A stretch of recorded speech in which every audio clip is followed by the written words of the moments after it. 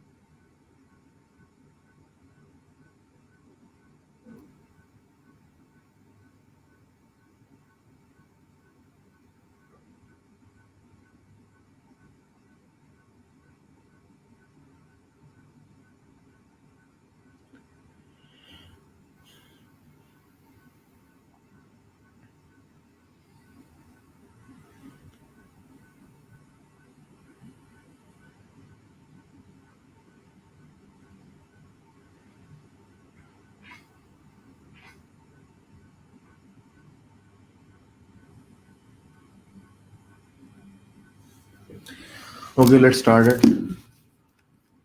Uh, Yesterday we were talking about how to create a custom string using JavaScript and jQuery. हमने last project जो complete किया that was around calculations of different items on a screen. So I wanted to share a tutorial over how to use jQuery UI widgets. कैसे आप अपने document के अंदर या web page के अंदर different controls like calendar add करना चाह रहे हैं कर सकते हैं।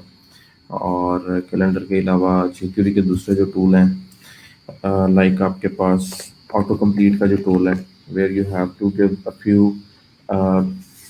Values to a drop down और आपके पास ऑटोमेटिकली ऑटो कंप्लीट आ जाता है and you can select any option while you type. जो भी ऑप्शन आपको बेस्ट मैच कर रही है आपकी रिक्वायर्ड स्ट्रिंग में से आप उसको पिक कर लेते हैं। सो ये कॉमन टूल्स हैं, कॉमन जो चीज़ें हैं, कंट्रोल्स हैं, हर वेबसाइट के अंदर हर क्लाइंट की रिक्वायरमेंट होती हैं। So we need to discuss about them. और एक और चीज़ जो मैं आपके साथ शेयर करना चाह रहा हूँ कि how to bind events over new controls. Basically जब आप कोई भी डॉक्यूमेंट राइट करते हैं और स्क्रिप्ट लिखते हैं तो पेज लोड होने के ऊपर आपके कंट्रोल्स बाइंड होते हैं, but if there are some new elements in the page those are dynamic, जो कि आपकी कोड फाइल में नहीं लिखे हुए, आपके स्टैटिक कोड में नहीं है, बट आपने जावास्क्रिप्ट से क्रिएट किया है, तो उनके लिए इवेंट्स को आप कैसे हैंडल करेंगे। दैट्स अ कोर कॉन्सेप्ट जो कि काफ़ी सारे लोगों को नहीं पता होता और मुझे भी किसी टाइम पे इस चीज़ का नहीं पता था unless somebody told me that this is the way to do things. ठीक है।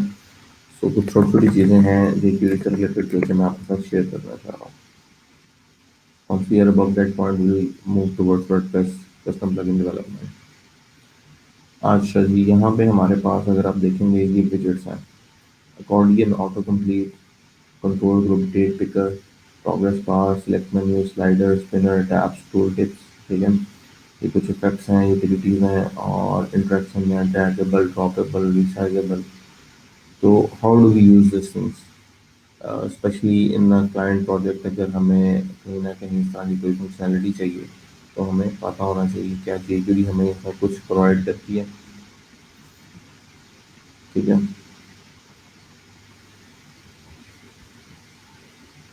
Please change the size of using the mouse।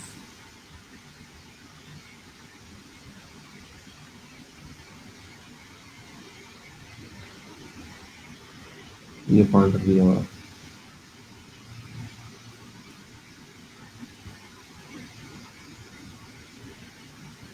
सो मेरा जो फर्स्ट कंट्रोल जिसको मैं यूज़ करना चाह रहा हूँ वो है डेट पिकर। डेट पिकर को आप कैसे यूज़ करेंगे अपने पेज के ऊपर। जैसे आप इस पर क्लिक करते हैं तो आपको कैलेंडर मिल जाता है और आप कैलेंडर में से कोई भी डे सेलेक्ट कर लेते हैं और यहाँ पर उसका फॉर्मेट आ जाता है। तो how do we do that. तो उसके लिए सबसे पहले अपना सोर्स कोड ओपन करते हैं।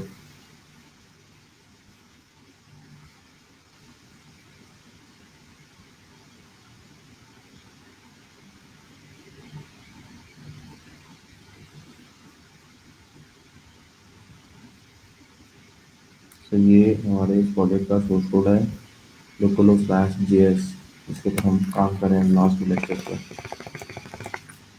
स्क्रीन सबको क्लियर नज़र आ रही है, स्क्रीन में इशू तो नहीं है कोई।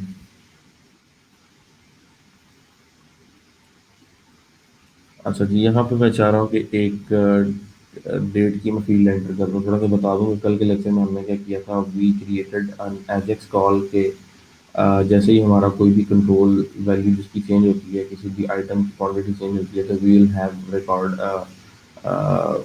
Single record in our DB। तो जैसे ही कोई एलिमेंट चेंज होता है तो डेटाबेस में एक एंट्री चली जाए। जैसे कि अब अगर मैंने मैंगो की क्वांटिटी 2 की है, ठीक है, तो we had also applied a loader there. So within our DB, we should have an entry somebody changed the quantity of second product. So if we open JS database, यहाँ पे हमारे पास table entries था और last record जो हमारे पास अभी DB में enter हुआ है, अगर हम उसको सॉर्ट कर लें तो 51 एंट्री है। फिर प्रोडक्ट नेम एप्पल की क्वांटिटी 1 है, प्रोडक्ट नेम हमारा जो मैंगो है उसकी क्वांटिटी 2 है, और जो प्रोडक्ट नेम पाइनएप्पल है उसकी क्वांटिटी 1 है। ठीक है। तो ये सेम एंट्रीज हैं जैसे यहाँ पे। अगर मैं इसकी एंट्री 4 कर देता हूँ यहाँ पे,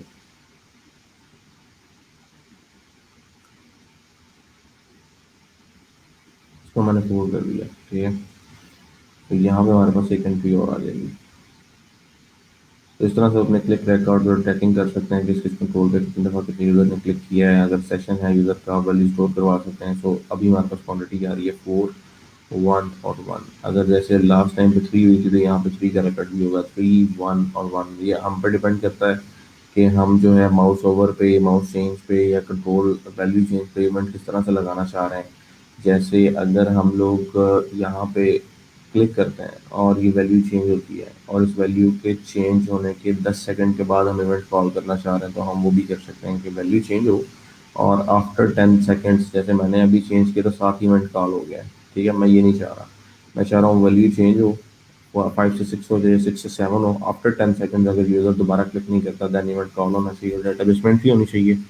तो आप सेट टाइम इंटरवल कर लेते हैं, सेट टाइम आउट का फंक्शन लगा लेते हैं और उसके अंदर आप अपनी एजेक्स कॉल लिख लेंगे। तो कल हमने जो सारा प्रोसेस किया है कल के लेक्चर के अंदर, वो मैं जब आपको बता रहा था। तो आगे चलते हैं। हम यहाँ पे एक डेट का कंट्रोल बाइंड करना चाह रहे हैं जिससे आपके कैलेंडर की डेट आएगी। सो let's do that thing.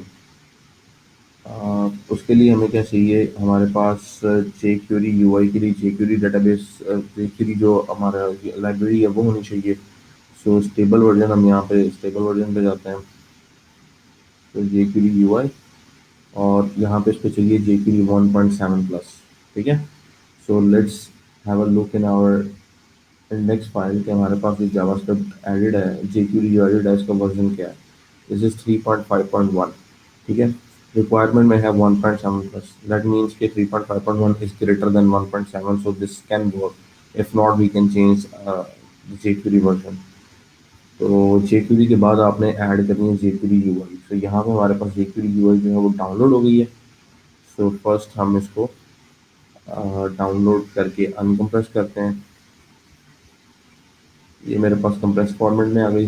Double click किया तो अब मेरे पास jQuery UI.min.css एक फाइल ये, jQuery UI.min.js एक फाइल ये, जो मेरे यूज़ की है, और एक ये theme dot min dot C S S file, क्योंकि आपके जो एलिमेंट्स हैं उनको एट सम पॉइंट डिफरेंट वो भी लगे हुए हैं, कंट्रोल्स नहीं है उसके साथ। तो अगर हम इस तरह ऐड नहीं करना चाह रहे हैं और हम सी डी एन से ऐड करना चाह रहे हैं, तो ऐसी कोई ऑप्शन है कि हम सी डी एन से ऐड कर लें।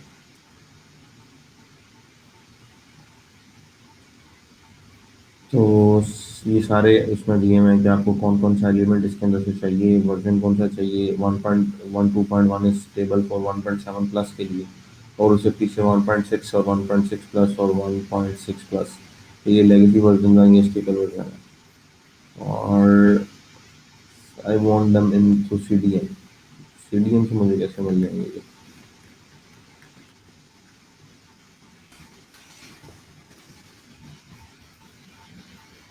जी B U I C D N,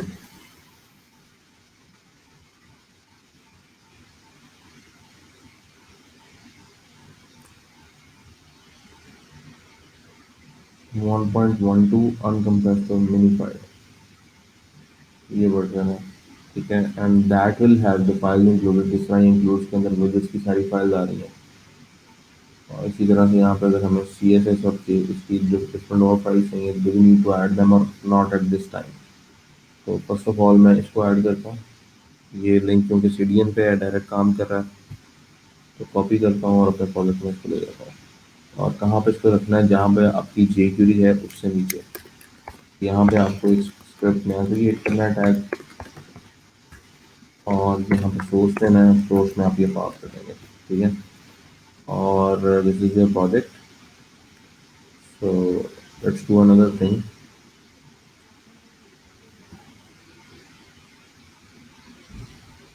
तो यहाँ पे हम जो है लोकल होस्ट का सी एस ओपन कर लेते हैं।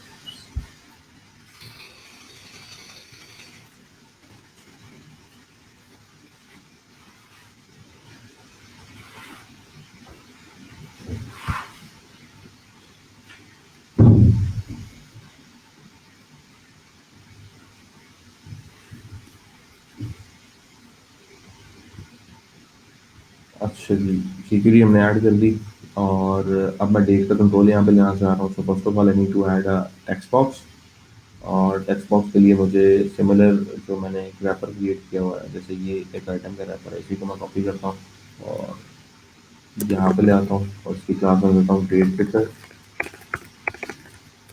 डेट पिकर, और ये वन खत्म कर देता हूँ, ये डाटा हमें नहीं चाहिए, इसको भी खत्म कर देता हूँ। सेंटर वाली हमें चाहिए डेट के लिए फील्ड, और यहाँ पे हम कर देते हैं लेवल स्टार्ट में जाता है।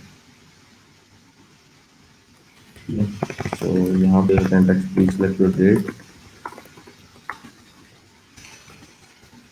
और इनपुट नेम की जगह हम ले लेते हैं डेट, और वैल्यू जो है वो right now we don't need that, data का भी हमें जो एट्रीब्यूट नहीं चाहिए, डाटा नेम का भी एट्रीब्यूट नहीं चाहिए, खत्म कर देते हैं। और अब हमें यहाँ पे डेट को अगर लगाना है, तो डेट पिकर की डॉक्यूमेंटेशन अगर हम देखें, सो ये डेट पिकर की डॉक्यूमेंटेशन है। The date picker is tied to standard form input field, जो हमने ऑलरेडी ऐड कर लिया है। Focus on the input, click और use the tab keys to open an interactive calendar in a small overlay. Choose a date, click elsewhere on the page, blur the input or hit the escape key to close it. If date is chosen, feedback is shown in its input value। ठीक है, सो source आप देखना चाह रहे हैं, ये source है, और इस सोर्स के अंदर आपके सामने उसने बाइंड किया हुआ फंक्शन के अंदर date picker dot date picker call किया हुआ है, और what he has used jQuery UI dot JS जैसे हमने ऐड किया हुआ है, और ये दो फाइल साथ ऐड किए हुए हैं। कौन कौन सी? One is resources slash demo slash style dot C S S, another is code dot jQuery dot com UI themes basic, ये फाइल जो है हम भी से ऐड कर देते हैं थीमिंग के लिए। तो प्रोजेक्ट में वापस आते हैं और यहाँ पे लिंक ये फाइल ऐड कर देते हैं। अच्छा, ये व्यू पोर्ट ये भी ऐड कर देते हैं, ट्रैक्टर मेटा सेट ये भी ऐड कर देते हैं, ताकि आपकी रिस्पॉन्सिवनेस का इशू ना है। और जी क्या ऐड किया हुआ है? सिक्योरिटी ऐड की है, वो हमने ऑलरेडी ऐड कर ली हुई है, जेके यूआई डॉट जेएस ऐड किया हुआ, दैट इज ओके। सो अब हम ये फंक्शन यूज़ कर सकते हैं। So let's copy this script and add in our project. ठीक है। सो यहाँ पे आप इसे ऐड कर सकते हैं। व्हाट आई सजेस्ट कि आप ये लाइन पिक करें और इसको ख़त्म कर दें और डॉक्यूमेंट डॉट रेडी के अंदर आप ये सॉल्व कर लें। Date picker dot date picker, अब ये दिया हुआ उसने आईडी। तो अगर आप आईडी के साथ बाइंड करना चाह रहे हैं तो आपको यहाँ पे इनपुट फील्ड को आईडी देना पड़ेगा, डेट पिकर। ठीक है। तो आईडी की बेस पे आपकी आईडी के साथ यहाँ पे सेलेक्टर के साथ ही क्लास कॉल हो जाएगी, ये फंक्शन कॉल हो जाएगा। So let's try. ये डेट पिकर आ गया, थोड़ी सी स्पेस हमें यहाँ पे एंटर करनी है।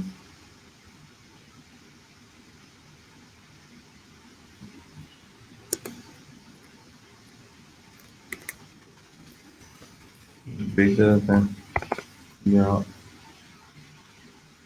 and let's add a page।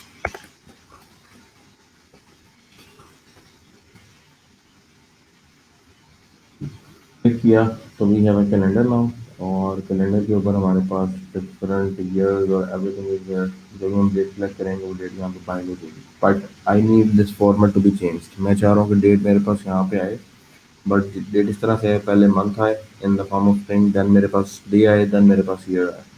तो उसके लिए मैं क्या कर सकता हूँ, फॉर्मेटिंग मैंने चेंज करना चाह रहा हूँ इसकी। तो ये दी हुई है, want to learn more about the date picker with check out date documentation. तो लोग जो हैं वो डॉक्यूमेंटेशन से बहुत ज़्यादा डरते हैं, इग्नोर कर लेते हैं चीज़ों को। डॉक्यूमेंटेशन असल आपके लिए हेल्पिंग पॉइंट है। अगर आप डॉक्यूमेंटेशन में एकदम ओपनली पढ़ लेते हैं तो you can do anything you want with that. तो यहाँ पे ऑप्शन में आपके पास है जी, ये काफ़ी सारी ऑप्शन आ रही हैं, और यहाँ मुझे फॉर्मेटिंग की ऑप्शन चाहिए। ठीक है, डेट फॉर्मेट पे क्लिक करेंगे, आपको यहाँ पे भी एक सोर्स अगर एग्जांपल पॉसिबल है मिल जाए। डेट फॉर्मेट ये मिला हुआ है। डेट फॉर्मेट की प्रॉपर्टी है जो आप साथ दे देंगे और उसको डेट की प्रॉपर्टी में फॉर्मेट बता देंगे, तो डेफिनेटली आपको वही फॉर्मेट जो है कंट्रोल में बाइंड होकर मिलेगा। तो let's go to our on declaration. यहाँ पे डेट पिकर के अंदर, ये डेट पिकर है, इसके अंदर आप देखें इसमें ये एक ऑब्जेक्ट पास किया हुआ है। ठीक है, और इस ऑब्जेक्ट के अंदर property and its value. So we need to do similar thing. यहाँ पे आप भी एक ऑब्जेक्ट पास कर दें और यहाँ ये प्रॉपर्टी पास कर दें, और यहाँ पे आप डी वाई वाई। ठीक है, और स्पेस यहाँ पे आप डैशेस खत्म करेंगे तो आपके पास स्पेसेस आ जाएंगी, जो भी फॉर्मेट आप यहाँ पे देंगे। PHP में तो ऐसे ही होता है। Let's see JS works the same way. अगस्त 12, और ये आपके पास स्मॉल वाई आ गया, इसको कैपिटल करते हैं, 4 करते हैं, तो let's see what is the result.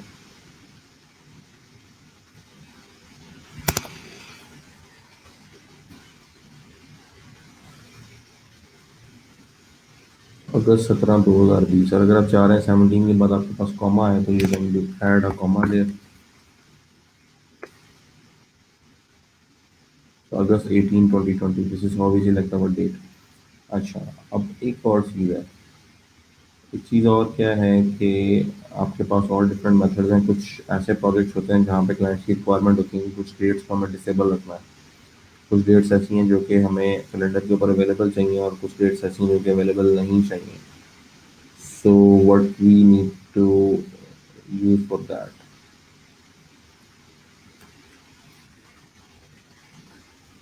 method is disabled, और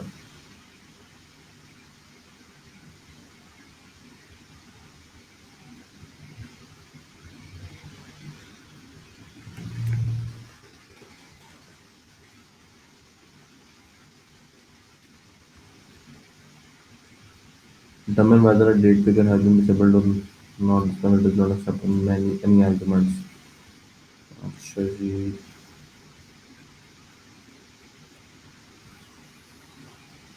all field appendix autofills before show date। What is this used for? Before show day, a function that takes a data as a parameter and must return an array with true false indicating whether or not this date is selectable. A CSS class name to add to the date cell or empty for the default presentation, an optional pop-up tip for this date। So if we go to this function, so before show day,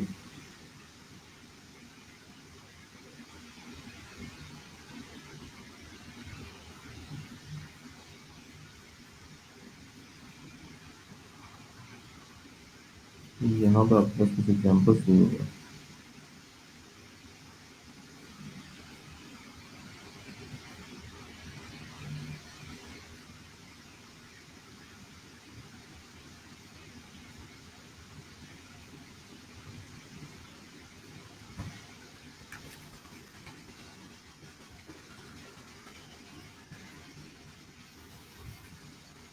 ये देखें, before show day dollar dot date टिकट dot no weekends set as before show day of function to prevent selection of weekends. We can provide the no weekend function into before show day option, which will calculate all the weekdays and provide an array of true false values regarding whether a date is selectable or not.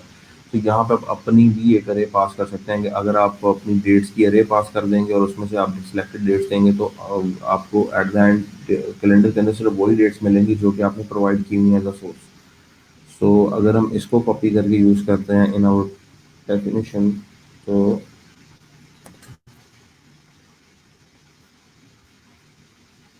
Let's see how it works.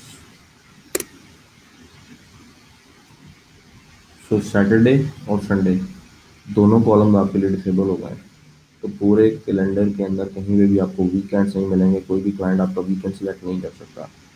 Similarly कुछ cases में आप एक अरे पास करते हैं selectable dates की और वहाँ से आपकी जो वैल्यूज एंड डेट्स की वो डिटर्मन होती हैं। अगर कोई डेट अनसेलेक्टेबल होगी तो वो जिस तरह से ये अनसेलेक्टेबल है, सिमिलरली वो अनसेलेक्टेबल हो जाएगी। और अगर आप इसके ऊपर कोई कलर ऐड करना चाह रहे हैं, सेल पे ग्रीन करना चाह रहे हैं और उस पर कोई टूल टिप देना चाह रहे हैं कि माउस ऊपर लेके आए, तो रिजल्ट आपको पता लग जाए कि इस ये डिसेबल क्यों है, either it is already booked और देयर इज समथिंग एल्स। तो वो इन्फॉर्मेशन आप वहाँ पे शेयर कर सकते हैं। सो बहुत जो है आपका एक समझने फाइन टूल है jQuery का, और काफ़ी सारे इसके यूजेस हैं। Nearly every project uses jQuery, either it is in .NET और PHP और whatever। तो आगे चलते हैं, अगले कंट्रोल पे बात करते हैं। यहाँ पे कंट्रोल है ऑटो कंप्लीट का, ठीक है। और ये बेसिकली कैसे यूज़ होता है, तो आप यहाँ पे कोई भी वैल्यू एंटर कर रहे हैं, आपने टी एंटर किया तो जिन जिन वैल्यूज़ के अंदर टी आ रहा है वो आपको दिखा देगा। तो PYPH, तो आपको जो क्लोजिंग जो मैच है दैट इज पाइथन वो दिखा देगा। सो एट सम पॉइंट आपको जितने भी ई कॉमर्स के जो प्रोजेक्ट्स हैं या पॉइंट ऑफ सेल के जो प्रोजेक्ट्स हैं जहाँ पे एज अ यूज़र यूज़र को कोई ना कोई प्रोडक्ट पिक करनी है, क्वांटिटी ऐड करनी है, तो उस केस के अंदर आपको एक ऑटो कंप्लीट देना पड़ता है, because user does not know the exact spellings of the product और exact name of the product और एग्जैक्ट क्वांटिटी स्ट्रिंग जो भी आपने पीछे टाइटल ऐड किया हुआ, तो आप यूज़र कोई भी क्लोजली रिलेटेड कीवर्ड लिखता है जिससे वो आपके पास आइटम जो है वो विजिबल हो जाती है और आप उसको ऑटो कंप्लीट में से सिलेक्ट कर लेते हैं। हर पॉइंट ऑफ सेल पे ये चीज़ कॉमन है। सो किस तरह से आप इसको क्रिएट कर सकते हैं, सोर्स देखते हैं। इस सोर्स के अंदर आपके पास बेसिक जो फाइल्स हैं एडिड वो वही हैं, और अवेलेबल टैग्स की आपके पास ये एक अरे आ रही है जो कि जावास्क्रिप्ट के वेरिएबल में बनी हुई है, and this array is being pass to this source control से source property in autocomplete. So that's very simple. तो हम क्या कर सकते हैं इसके लिए, we can do the same. मैं चाह रहा हूँ कि ये जो एप्पल और मैंगो और पाइनएप्पल है, ये जो मैंने टैग ऐड किए हैं, ये मैं यहाँ से अगर ख़त्म कर दूँ और यहाँ पे एक ऑटो कंप्लीट दे दूँ, जैसे इस डिव के साथ साथ लेफ्ट साइड पे एक ऑटो कंप्लीट आ जाए और वहाँ पे आप प्रोडक्ट सेलेक्ट करें और आगे उसकी क्वांटिटी सेलेक्ट कर लें, ठीक है। So what we can do is, हमारे पास ये डिव आ रही है आईबी, सेंटर आईबी। इस सेंटर आईबी के साथ हम एक और सेंटर आईबी यहाँ प्लेस कर देते हैं।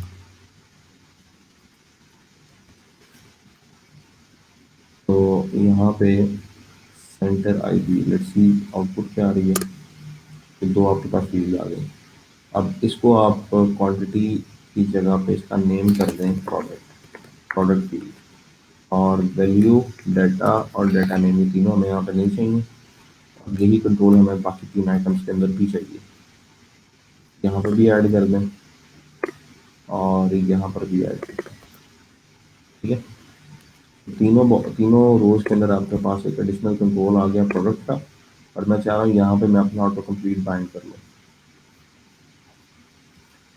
तो आपको पता है कि आप सिलेक्शन कर सकते हैं based on name, based on ID, based on class. तो मैं यहाँ पे बेस्ड ऑन नेम सिलेक्शन करने लगा हूँ।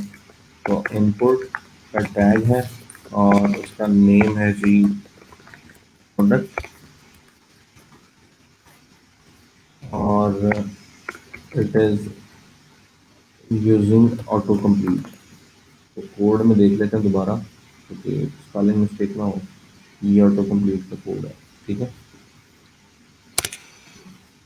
It is using auto complete. अब बात रह जाती है सोर्स की, तो सोर्स प्रोवाइड करना है अवेलेबल टैग्स का। अब एट सम पॉइंट आपको जो सोर्स है वो आपके पास लाई कर रहा है, आपके पास in in the form of static values. जिस तरह यहाँ पे स्टैटिक वैल्यूज एक अरे स्टैटिक अरे उसमें खुद बनाई हुई है, ठीक है, ये डायनामिक नहीं है।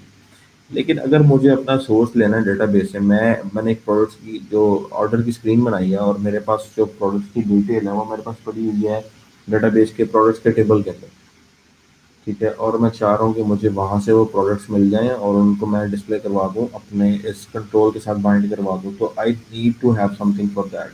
यहाँ पे एक एपीआई डॉक्यूमेंटेशन का लिंक है, इस पर चेक करते हैं कि इसमें कोई मेथड है सोर्स का, तो सोर्स हम कहाँ से ले सकते हैं। तो ऑप्शंस, मेथड्स, इवेंट्स और एक्सटेंशन पॉइंट्स।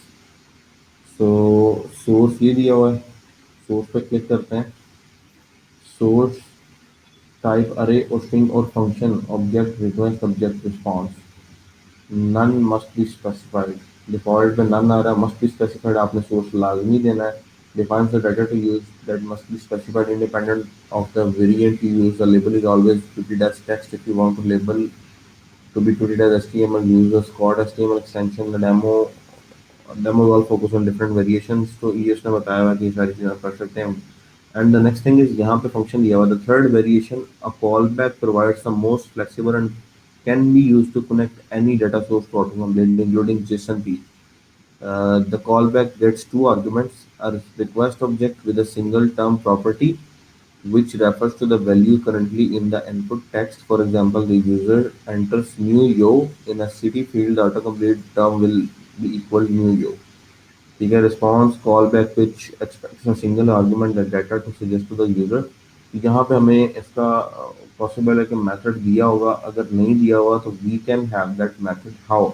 मैं चाह रहा हूँ कि इस ऑटो कंप्लीट से के साथ मैं बाइंडिंग कर लूँ अपने डाटा की, और डाटा मेरा आना चाहिए डाटा बेस से, ठीक है। तो लास्ट टाइम पे हमने एक एग्जांपल यहाँ पे चेक की थी, जिसमें हम लोग डेटाबेस से ले रहे, डेटाबेस में रखवा रहे थे, but using an Ajax call और पोस्ट मेथड। तो डाटा भी यहाँ पे बाइंड करना, तो एक आसान सा सोल्यूशन आपके पास कि आप एक वैल्यू यहाँ पे, एक फाइल यहाँ पे क्रिएट कर लें और उस फाइल का नाम रख लें जी products.php .php। और इस फाइल के अंदर आप अपना सिलेक्ट का कोड लगा लें, W3 schools PHP खोलें, डीबी से आप डाटा सेलेक्ट करवाएं और इस फाइल से आपका डाटा प्रिंट हो जाएगा। उसको आप jQuery में एक्सेस कर सकते हैं। कैसे, मैं आपको भी बताता हूँ। आपने सारा कोड यहाँ प्लेस किया, local host user name root, password आपके पास आ जाएगा MySQL और डीबी नेम आएगा JS। और आपने कनेक्शन क्रिएट किया, कनेक्शन क्रिएट करके आप यहाँ पे आपने सिलेक्शन करनी है टेबल की। टेबल होना चाहिए प्रोडक्ट्स का, जो कि मेरे पास अभी एग्जिस्ट नहीं करता। So let's add a products table there. JS की डेटाबेस में आते हैं और यहाँ पे जो है हम एक नया टेबल क्रिएट करते हैं।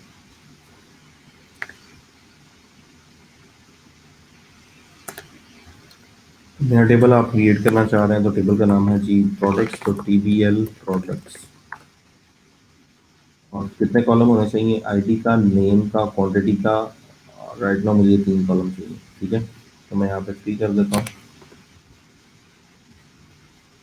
और आईडी, आईडी हमेशा इंटीजर होगा और वैल्यू लेंथ इसकी 20 कर दें और ऑटो इंक्रीमेंट होगा, ठीक है। और नेम जो है मेरे पास होगा varchar, 255 कैरेक्टर्स होंगे इसके।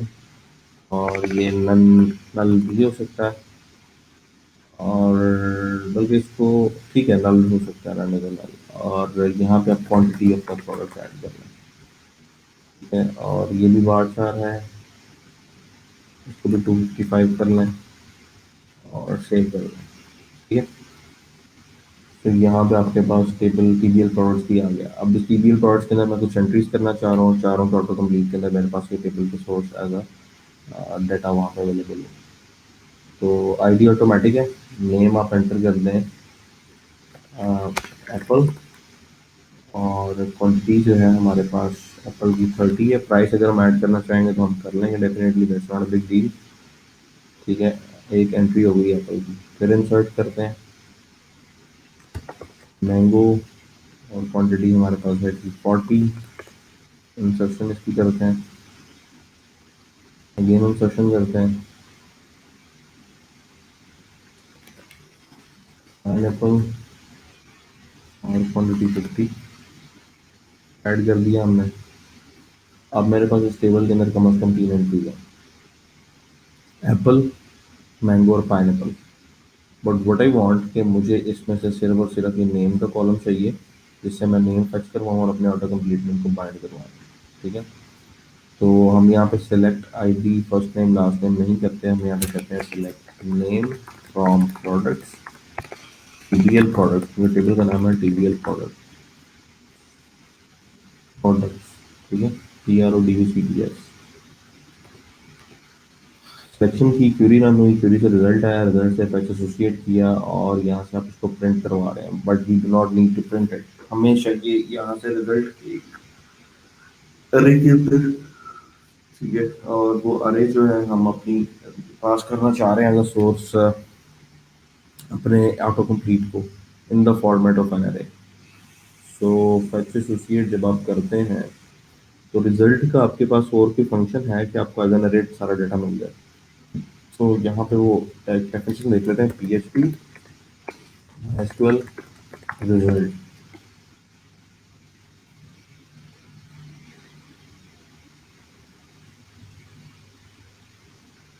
अच्छा जी, ये रिजल्ट है आपके पास, और इस पे आप कर सकते हैं fetch row, get a result row as enumerated array, fetch a result row as an associative array, fetch a result row as an associative array, fetch a result row as an object।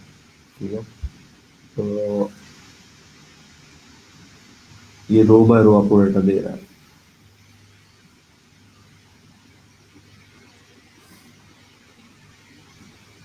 चलो, fact associate से क्या होगा कि आपके पास जो data आ रहा होगा उसमें आप जो भी डाटा आ रहा है एज एन अरे, उसके अंदर आप name of that specific column से आप वैल्यू सेलेक्ट कर सकते हैं। अगर फैच रो करूंगा तो यहाँ पे मुझे 0 1 2 देना पड़ेगा। अगर फैच एसोसिएट करूंगा तो रो के अंदर मेरे पास एसोसिएटेड प्रॉपर्टीज होंगी, जैसे भी यहाँ पे देख लेते हैं, इको करवाता हूँ फ्री, और मेरे पास जो रो में रिजल्ट आ रहा है उसको प्रिंट करवाता हूँ,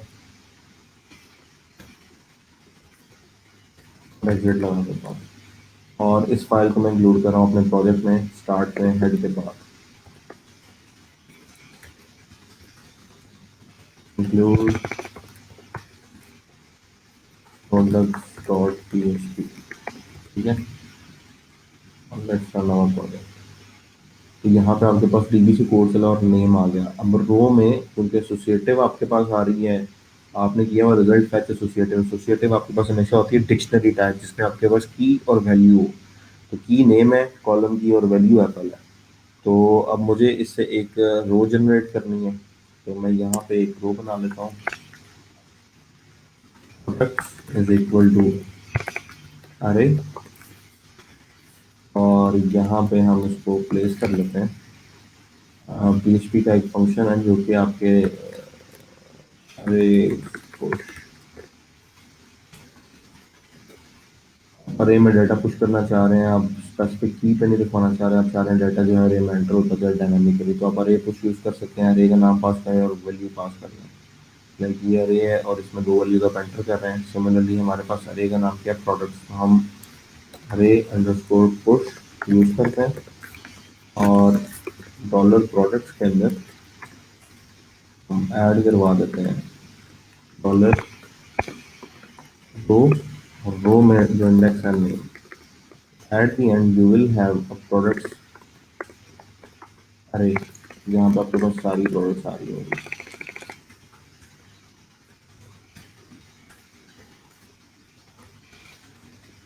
ठीक है, तो रिफ्रेश करते हैं और ये मेरे पास तीनों प्रोडक्ट्स आ रही हैं 0 1 2 एक करेगी फॉर्मेट के अंदर। अच्छा, अब मुझे ये पास करनी है किसको? मुझे पास करनी है जावास्क्रिप्ट को। तो जावास्क्रिप्ट को मैं ये कैसे पास कर सकता हूँ? क्या मेरे पास यहाँ पे ये प्रोडक्ट एक्सेसिबल है? अगर मैं यहाँ पे करता हूँ इसको PHP के अंदर, इसको create in dollar product exact, यहाँ पे तो मैंने एग्जिट वगैरह खत्म कर दिया है। ठीक है, यहाँ पे मेरे पास प्रिंट हो रही है।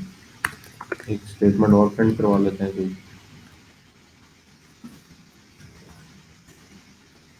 एक्सप्रेशन प्रिंट करवा लेते हैं, कंफर्मेशन हो जाएगी। एक्सप्रेशन प्रिंट हो गया और ये मेरे पास पूरी प्रोडक्ट्स की प्रिंट होगी। इसका मतलब मेरे पास प्रोडक्ट्स यहाँ पे डिस्प्ले हो रही है। ठीक है, अब मुझे क्या करना है कि जावास्क्रिप्ट के अंदर मुझे वो एज अ अवेलेबल टैग्स की अरे चाहिए। तो within your JS you can pick data from PHP। उसके लिए आपको क्या करना पड़ेगा? PHP के ओपन क्लोजिंग टैग दें यहाँ पे,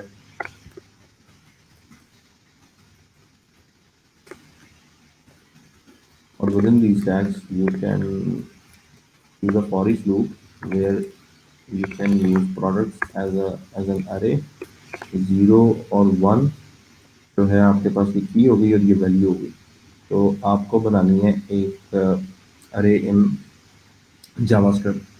तो वो कैसे बनेगी? You can show this thing.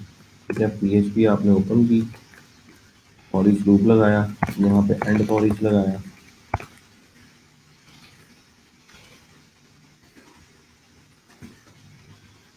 और यहाँ पे आपको वेरिएबल को डिक्लेयर करना है। कैसे आप वो क्रिएट कर सकते हैं variable? You need to create something as a JS array. क्या कोई बिल्ट इन मेथड है PHP के अरे को जावास्क्रिप्ट के अरे में कन्वर्ट करने का? कन्वर्ट PHP अरे इनटू JS अरे।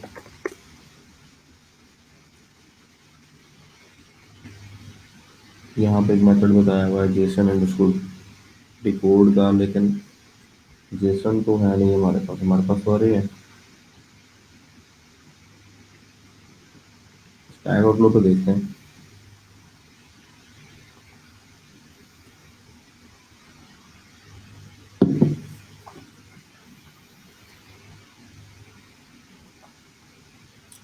तो ये एक मेथड दिया हुआ है, इंक्लूड का फंक्शन यूज करें, कॉमा ऐड करें, डिसेबल डेज बनेंगे और यहाँ पे आप जो है अपनी पूरी की पूरी अरे का प्रिंट करवा लें JS अरे।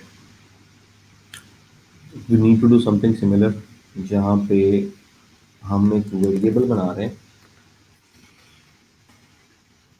Variable available tags is equal to, हमने अरे का सिंटैक्स स्टार्ट किया और यहाँ पे अरे का सिंटैक्स क्लोज कर लिया। इन बिटवीन दैट हमने एक फॉर ईच का लूप चला लिया और इस लूप के अंदर हम लोग प्रिंट करवाते जा रहे हैं किस चीज़ को? इस लूप के अंदर हम लोग प्रिंट करवाते जा रहे हैं अपनी वैल्यू को, क्योंकि वैल्यू के अंदर आपका टेक्स्ट आ रहा है। तो पहली प्रोडक्ट एप्पल है, एप्पल की 0 और वैल्यू एप्पल। दूसरी आपकी मैंगो की 1 है और वैल्यू मैंगो। तो आप वैल्यू प्रिंट करवाते जा रहे हैं, ठीक है, और आप वैल्यू के साथ साथ कॉमा अटैच करते जा रहे हैं। ठीक है, और कॉमा आपने लास्ट वैल्यू के साथ कॉमा अटैच नहीं करना। ठीक, यानी जब ये लूप चलेगा, वेरिएबल अवेलेबल टैग्स की एक अरे बनी जावास्क्रिप्ट के अंदर, उसके अंदर आपने PHP का कोड लिखा, PHP के कोड के अंदर आपने एक लूप चलाया, लूप में आपने प्रोडक्ट्स के ऊपर लूप चला के प्रिंट करवाते गए वैल्यू को, और वैल्यू के साथ आपने कॉमा कॉमा लगा दिया। तो इसका आउटपुट इस तरह से होगा, ये आपके पास ये वाली ब्रेसेस ब्रैकेट्स, और इसके अंदर आपके पास होगा एप्पल और कॉमा, क्योंकि आप यहाँ पे एंड पे कॉमा लगा रहे हैं। फिर प्रिंट होगा पाइनएप्पल या मैंगो एंड कॉमा, और फिर प्रिंट होगा पाइनएप्पल और साथ कॉमा। अब ये लास्ट वाला comma will create a problem for us, ये कॉमा नहीं चाहिए। तो what we can do is कि आप की को चेक कर लें कि अगर की लास्ट एलिमेंट यानी लेंथ ऑफ अरे के इक्वल नहीं है या -1 उससे नहीं है, तो फिर आप कॉमा प्रिंट ना करवाएं। तो उसका बेस्ट सोल्यूशन क्या है? बेस्ट सोल्यूशन जो है वो हमारे पास हम काउंट ले सकते हैं। ठीक है, हम लेते हैं dollar length is equal to count of dollar products. अब प्रोडक्ट्स मेरे पास 3 है, तो की मेरे पास क्या होगी, 0 1 2। तो मैं यहाँ पे इफ लगा देता हूँ। If dollar key is not equal to dollar length, length में हमेशा क्या होगा, 3। पहली दफा की होगी 0, 0 इज नॉट इक्वल टू 3। फिर होगी 1 इज नॉट इक्वल टू 3। फिर होगी 2 इज नॉट इक्वल टू 3। तो इसका मतलब है कि दिस इज नॉट राइट। तो यहाँ तो लेंथ -1 करें, तो यह की +1 करें, क्योंकि की आपकी 0 से स्टार्ट हो रही है। की +1 यानी 0 + 1 is not equal to length. फिर 1 + 1 2 is not equal to length. This 2 + 1 is not equal length 3। तो थर्ड टाइम पे आपका ये नहीं चलना चाहिए, बल्कि एल्स वाली कंडीशन चलनी चाहिए। इसमें आपके पास इको होगा विदाउट कॉमा, ऐसे, and you can have your JS अरे एट द एंड। सो इसको कोड को रन करते हैं। इस तरह से पीएचपी से डाटा लेके अपने पास जावास्क्रिप्ट के अंदर शो करवा सकते हैं, यूज कर सकते हैं। तो इंस्पेक्टर को ओपन करता हूँ, यहाँ पे कंसोल पे जाते हैं।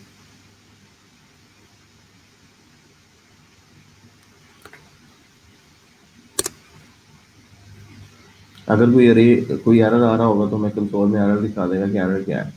Apple is not defined, Apple कहाँ पे हमने लिखा हुआ है, यहाँ पे एप्पल लिखा हुआ है, एप्पल इज नॉट डिफाइंड, यहाँ पे एक एरर आ रहा है कि व्हाट इज एप्पल। तो इसका मतलब है कि यहाँ पे आपकी जो वैल्यू प्रिंट हो रही है उससे आगे पीछे आपने कुछ स्ट्रिंग्स लगानी है। तो सिंगल कोट यहाँ पे लगा लें और सिंगल कोट यहाँ पे लगा लें।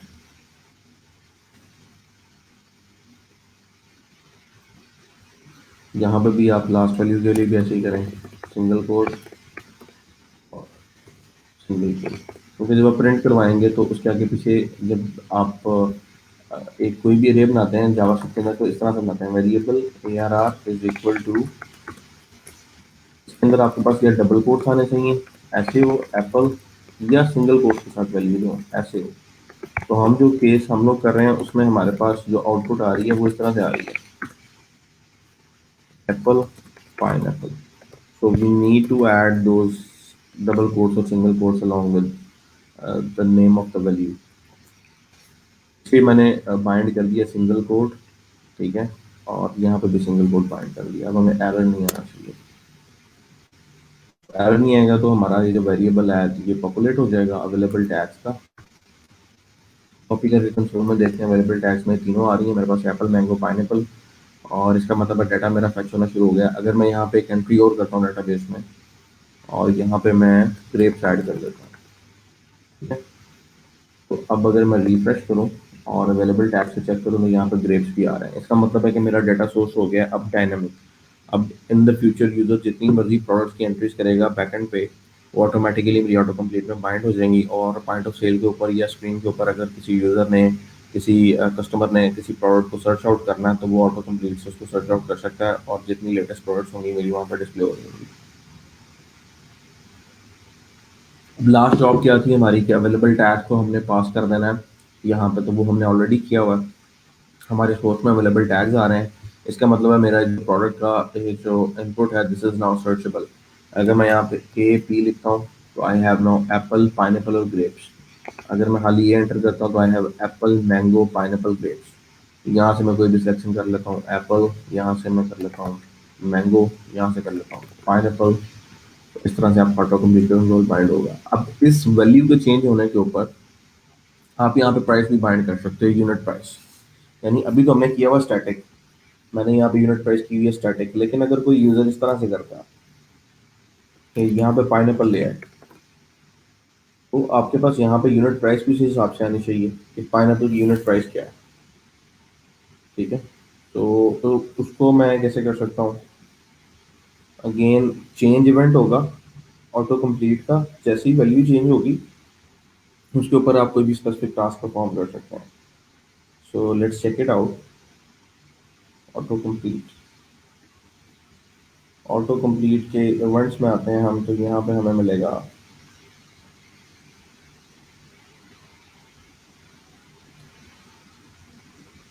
ऑप्शन सर्च विजिट ये events and change close create focus response ये सिलेक्ट आ रहा है. Triggered when an item is selected from the menu, the default action is to replace the text field value with the value of the selected item. ठीक है, तो selector के ऊपर आप एक अपना फंक्शन कॉल कर सकते हैं. तो यहाँ पे आप सिलेक्ट में अपना फंक्शन दे देंगे. सो व्हाट वाना डू इज यहाँ पे सोर्स में अवेलेबल टैग के बाद कॉमा दें और सिलेक्ट में आप फंक्शन पास कर दें. फंक्शन के अंदर आई वांट टू कंसोल के क्या क्या वैल्यूज आ रही है. इवेंट कंसोल करवा रहा हूँ और यूआई कंसोल करवा रहा हूँ. दोनों आर्गुमेंट्स में क्या आ रहा है. सो रिफ्रेश करता हूँ और यहाँ पे मैंगो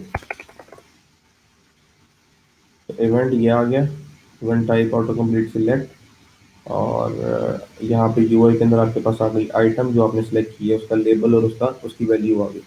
इसका मतलब है कि UI UI is an object. ठीक है, यूआई हमारे पास अभी तो नहीं आएगा. यूआई एक ऑब्जेक्ट है. यूआई तो आपके पास ऑब्जेक्ट है उसके अंदर आइटम है और आइटम के अंदर आपके पास लेबल और वैल्यू है.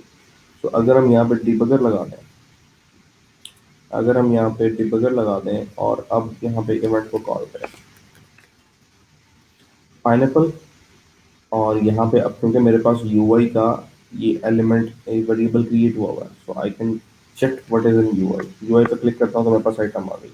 तो यूआई डॉट आइटम करता हूँ तो मेरे पास करंट आइटम आ गई और UI dot item dot value करता हूँ तो मेरे पास पाइनएप्पल आ गई. ठीक है, सो पाइनएप्पल की यूनिट प्राइस क्या है वो मुझे पता होनी चाहिए. वो मुझे कैसे पता लग सकती है. That is a big deal.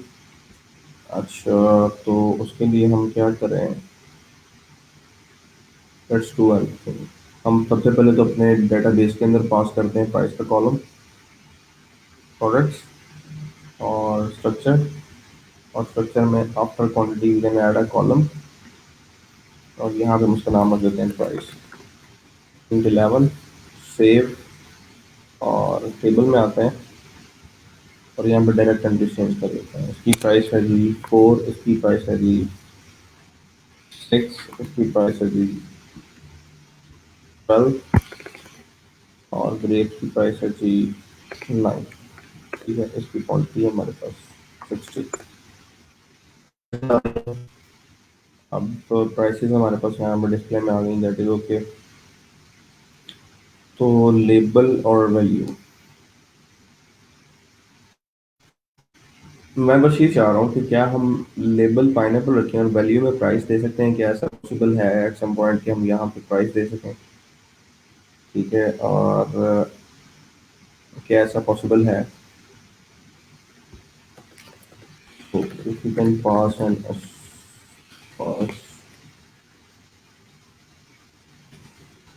and yes, output.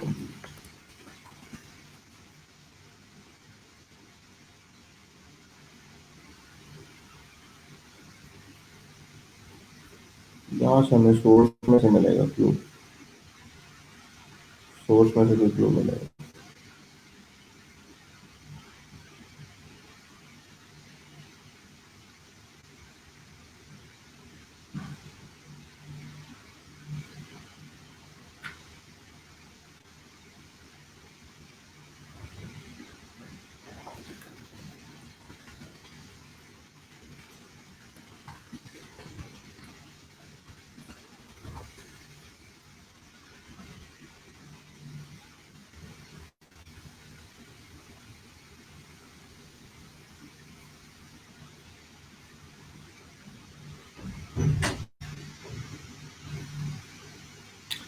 देख रहे हैं एन अरे of objects with the label and value property expected data format. कि आप लेबल और वैल्यू दे दें तो दैट कैन आल्सो वर्क. सो हमें जेसन चाहिए. क्या अगर हम जेसन पास करें तो it will work for us. Try करते हैं. सबसे पहले हम यहाँ पे अवेलेबल टैग्स के अंदर जो हमारी अरे है उसको रिप्लेस करते हैं. अवेलेबल टैग्स के अंदर we can add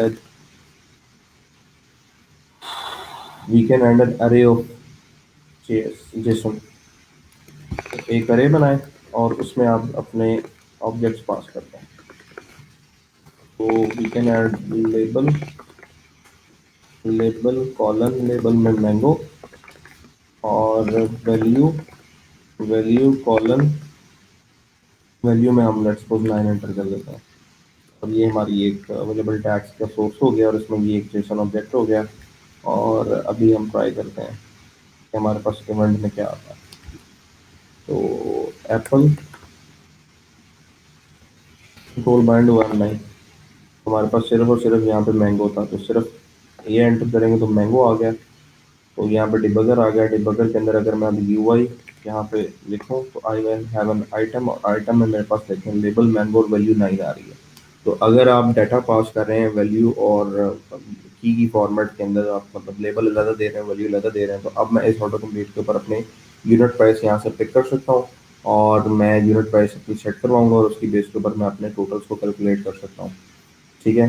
so for that we need to change a button products. यहाँ पे हम लोग सर्च आउट करते हैं, सिलेक्ट करते हैं नेम को और प्राइस दोनों चीज़ों को, और यहाँ पे हम लोग प्रोडक्ट्स के अंदर पुश करते हैं नेम में नेम और प्राइस में price. So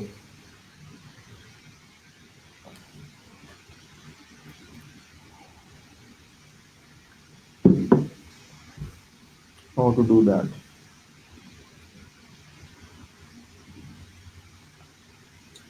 so let's do a thing, हम एक काम करते हैं, यहाँ पे कर लेते हैं डॉलर काउंट इक्वल टू 0, और यहाँ पे हम करते हैं जी डॉलर प्रोडक्ट्स 0 के नेम के ऊपर we are adding something dollar हो गया। ठीक है। और 0 के प्रोडक्ट्स के ऊपर, यहाँ प्राइस के ऊपर हम ऐड कर देते हैं प्राइस को। ठीक। यानी आप अब एक एसोसिएटिव टाइप अरे बना रहे हैं जहाँ पे आप काउंट की वैल्यू अगर 0 है तो 0 इंडेक्स पे आपने नेम दिया, और यानी 0 इंडेक्स के ऊपर समझ लें आपने एक अरे बनाई और वहाँ पे आपने नेम और प्राइस जो है वो असाइन कर दी। अब ये वाला जो इंडेक्स है हर दफ़ा 0 पे सेट होगा, तो मैं इसको सेट कर देता हूँ काउंट पे। तो यहाँ पे जो भी काउंट में इंडेक्स आ रहा है वो आ जाए, और यहाँ पे वैल्यू सेट करने के बाद प्लस प्लस डॉलर काउंट कर लेता हूँ। तो जितनी दफ़ा ये लूप चलेगा उतनी दफ़ा आपके पास इंडेक्स यहाँ पे आता जाएगा, और फिर इंडेक्स की वैल्यू चेंज होती जाएगी। यानी फर्स्ट टाइम पे 0 होगा, फिर 1 होगा, फिर 2 होगा, फिर 3 होगा, इसी तरह से सिलसिला जो है आपका चलता रहेगा। और यहाँ पे मैं स्टार्ट में प्रिंट करवा लेता हूँ अपने प्रोडक्ट को एक दफ़ा, we will have an understanding of what we are getting, and eco free and print dollar products, और यहाँ पे एक्सेप्ट। ठीक है। पेज को रिफ्रेश करते हैं, यहाँ पे मेरे पास अरे आ रही है, अरे जहाँ पे 0 पे मेरे पास नेम में एप्पल और प्राइस में 4 आ रहा है, फिर एक अरे आ रही है, फिर एक अरे आ रही है, और फिर एक अरे आ रही है। So I have achieve what I wanted. अब अगर मैं इसको जेसन इनकोड करता हूँ, लेट्स सी क्या रिस्पॉन्स आता है।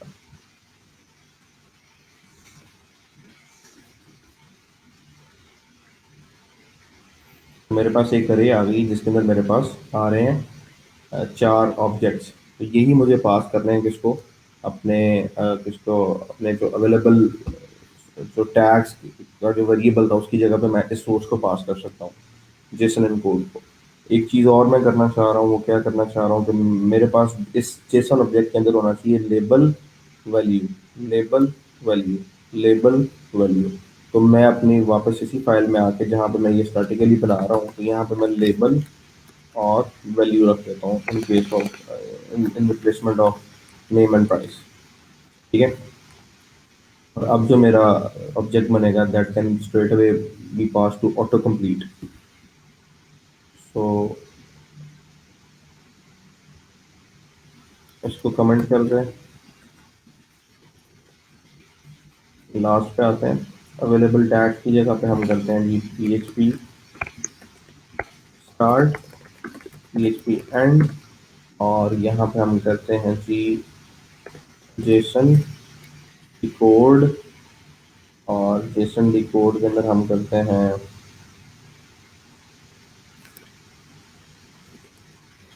प्रिंट अंडरस्कोर आर, तो यहाँ पे डॉलर दो। इस वेरिएबल का सेमीकोलन लास्ट में आ गया, ये सेमीकोलन आपका पीएचपी के लिए इतना, और जो भी वैल्यू आएगी उसके एंड पे ये सेमीकोलन आ गया। अब लेट्स सी कि अवेलेबल टैग्स में मेरे पास क्या आ रहा है। सिंटैक्स टोकन एरर आ गया मेरे पास, अवेलेबल टैग्स में एंड पे ब्रेक आ रही है, और फर्स्ट में एरे आ रही है। इसको ज़रा कमेंट कर दें कोड को।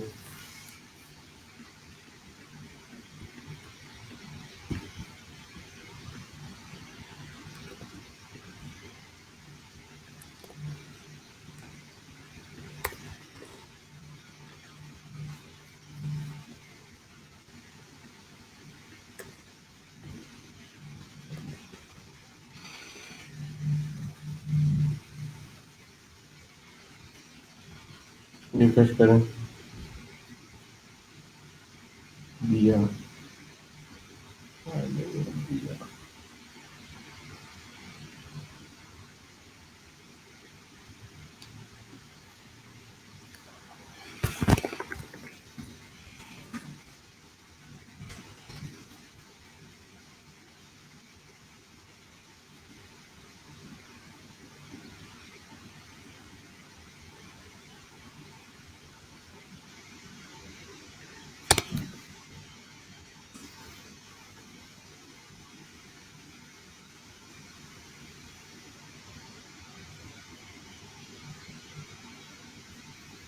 130।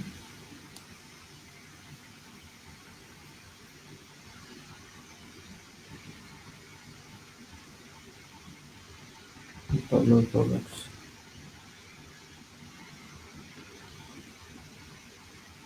जेसन इनकोड करना है, जेसन डी कोड इशू। अच्छा, इको से कुछ नहीं आया तो यहाँ पे आप इको आता है, नहीं तो प्रिंट करवाता है। तो ये मेरे पास आ गई सारी की सारी अरे ऑफ ऑब्जेक्ट्स।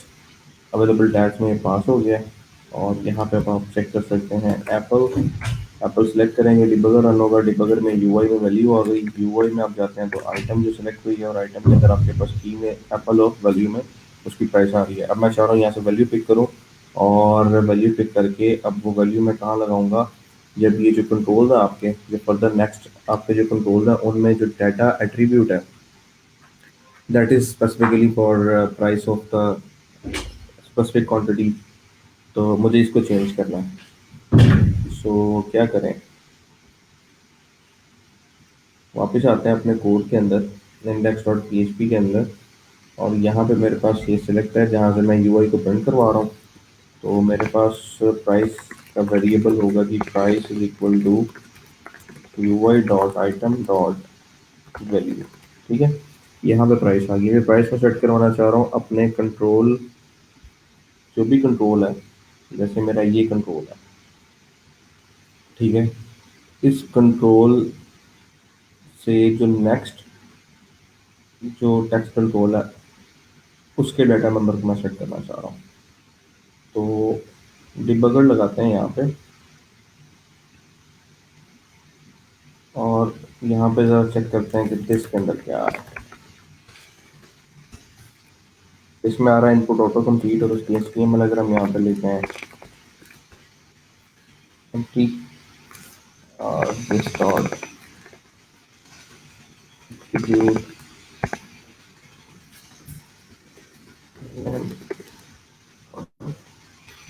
चलिए दिस डॉट पेरेंट करें,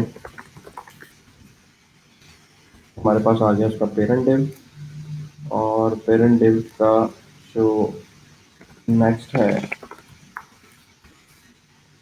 वो अगला सेंटर आ गया, और उसका जो फाइंड में अगर हम लगा दें इनपुट,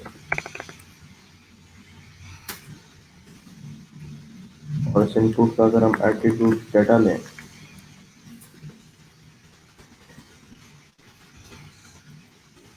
तो हमारे पास वैल्यू 4 आ रही है। अब ये वैल्यू 4 कहाँ से आ रही है, ये वैल्यू 4 यहाँ से आ रही है, मुझे सिर्फ इसको सेट करना है। तो मैं एट्रीब्यूट के साथ साथ अगर कोई वैल्यू पास कर देता हूँ, यहाँ पे 9 पास कर देता हूँ, तो वैल्यू सेट हो जाएगी 9। तो यहाँ पे वैल्यू आ गई आपके पास 9। तो यही कोड मुझे कॉपी करना है और प्राइस यहाँ पे पास कर देनी है।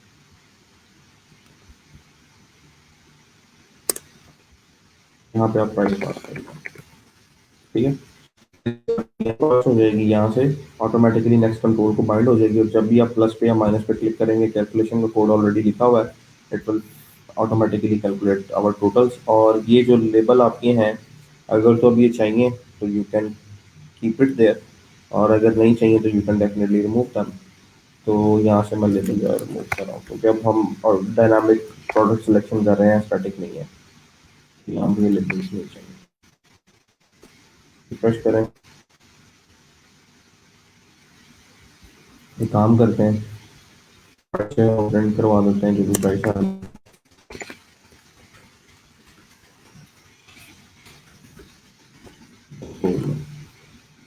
अगर वो खत्म करते हैं, ये इसको रख देते हैं। मैंगो सेलेक्ट किया तो यहाँ पर वैल्यू 6 आ गई। अब ये एक प्रॉब्लम है कि आपकी जो वैल्यू है वो चेंज हो रही है। तो वैल्यू आपने यहाँ पर ले ली, आप अब वैल्यू को खुद चेंज कर दें। U I item dot value is equal to U I item dot label कर दें। क्या इससे कोई फर्क पड़ता है?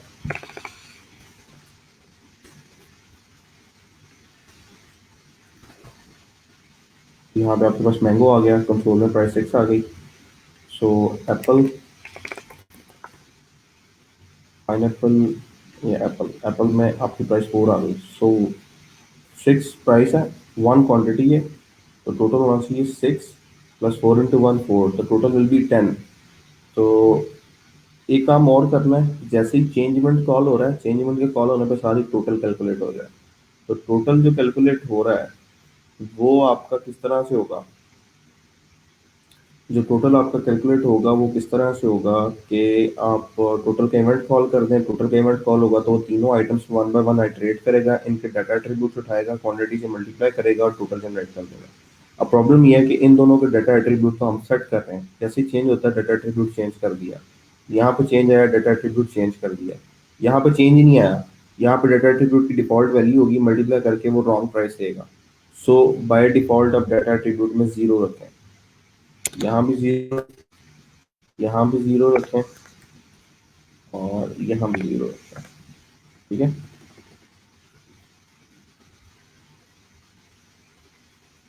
रिफ्रेश करते हैं, और मैं कह रहा था कि जो टोटल है वो हमारा चेंज पे कॉल होना चाहिए। तो टोटल इज बेसिकली ये फंक्शन हमने लिखा हुआ है इंडेक्स डॉट जेएस के अंदर, कैलकुलेट टोटल, इसको कॉपी किया फंक्शन को, और हम इंडेक्स डॉट पीएचपी में आते हैं और यहाँ पे आके यूनिट चेंज करने के बाद इस फंक्शन को कॉल कर देते हैं।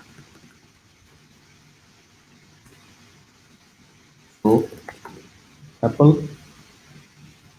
क्वान्टिटी 4, ठीक है, मैंगो टोटल हो गया 10, और मैं इसको 2 कर रहा हूँ, तो हो गया 16। अब ये जो डिले आ रहा है बहुत ज़्यादा आ रहा है, क्यों ज़्यादा आ रहा है? पहली चीज़ तो जो चेक करने वाली टोटल हमारे ठीक है या नहीं। तो 2 क्वांटिटी है और एप्पल मैंगो की प्राइस 6 है, 2 into 6 will be 12 plus 1 into 4 is equal to 16।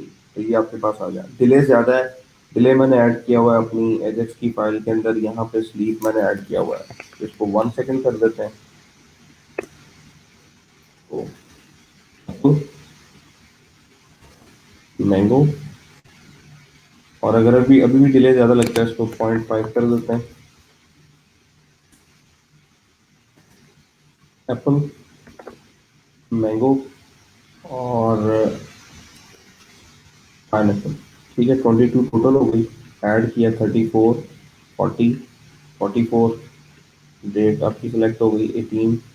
तो दो हमने कंट्रोल्स हैं वो जीक्यूरी के ऐड किए हैं अपने इस आज के लेक्चर में विद इन दिस प्रोजेक्ट। पहला हमारा क्या था, डेट सिलेक्टर, जो हमने jQuery का डेट पिकर यूज़ किया उसके लिए। दूसरा हमारा था ऑटो कंप्लीट, और ऑटो कंप्लीट के लिए हमने देखा कि किस तरह से हम लोग प्रोवाइड कर सकते हैं source from database source provide करने के बाद वीसा के सोर्स की जो वैल्यू है वो हम किस तरह से चेक कर सकते हैं, और उसके चेंज इवेंट के ऊपर या सिलेक्ट इवेंट के ऊपर हम डाटा को कैसे रिप्लेस करवा सकते हैं।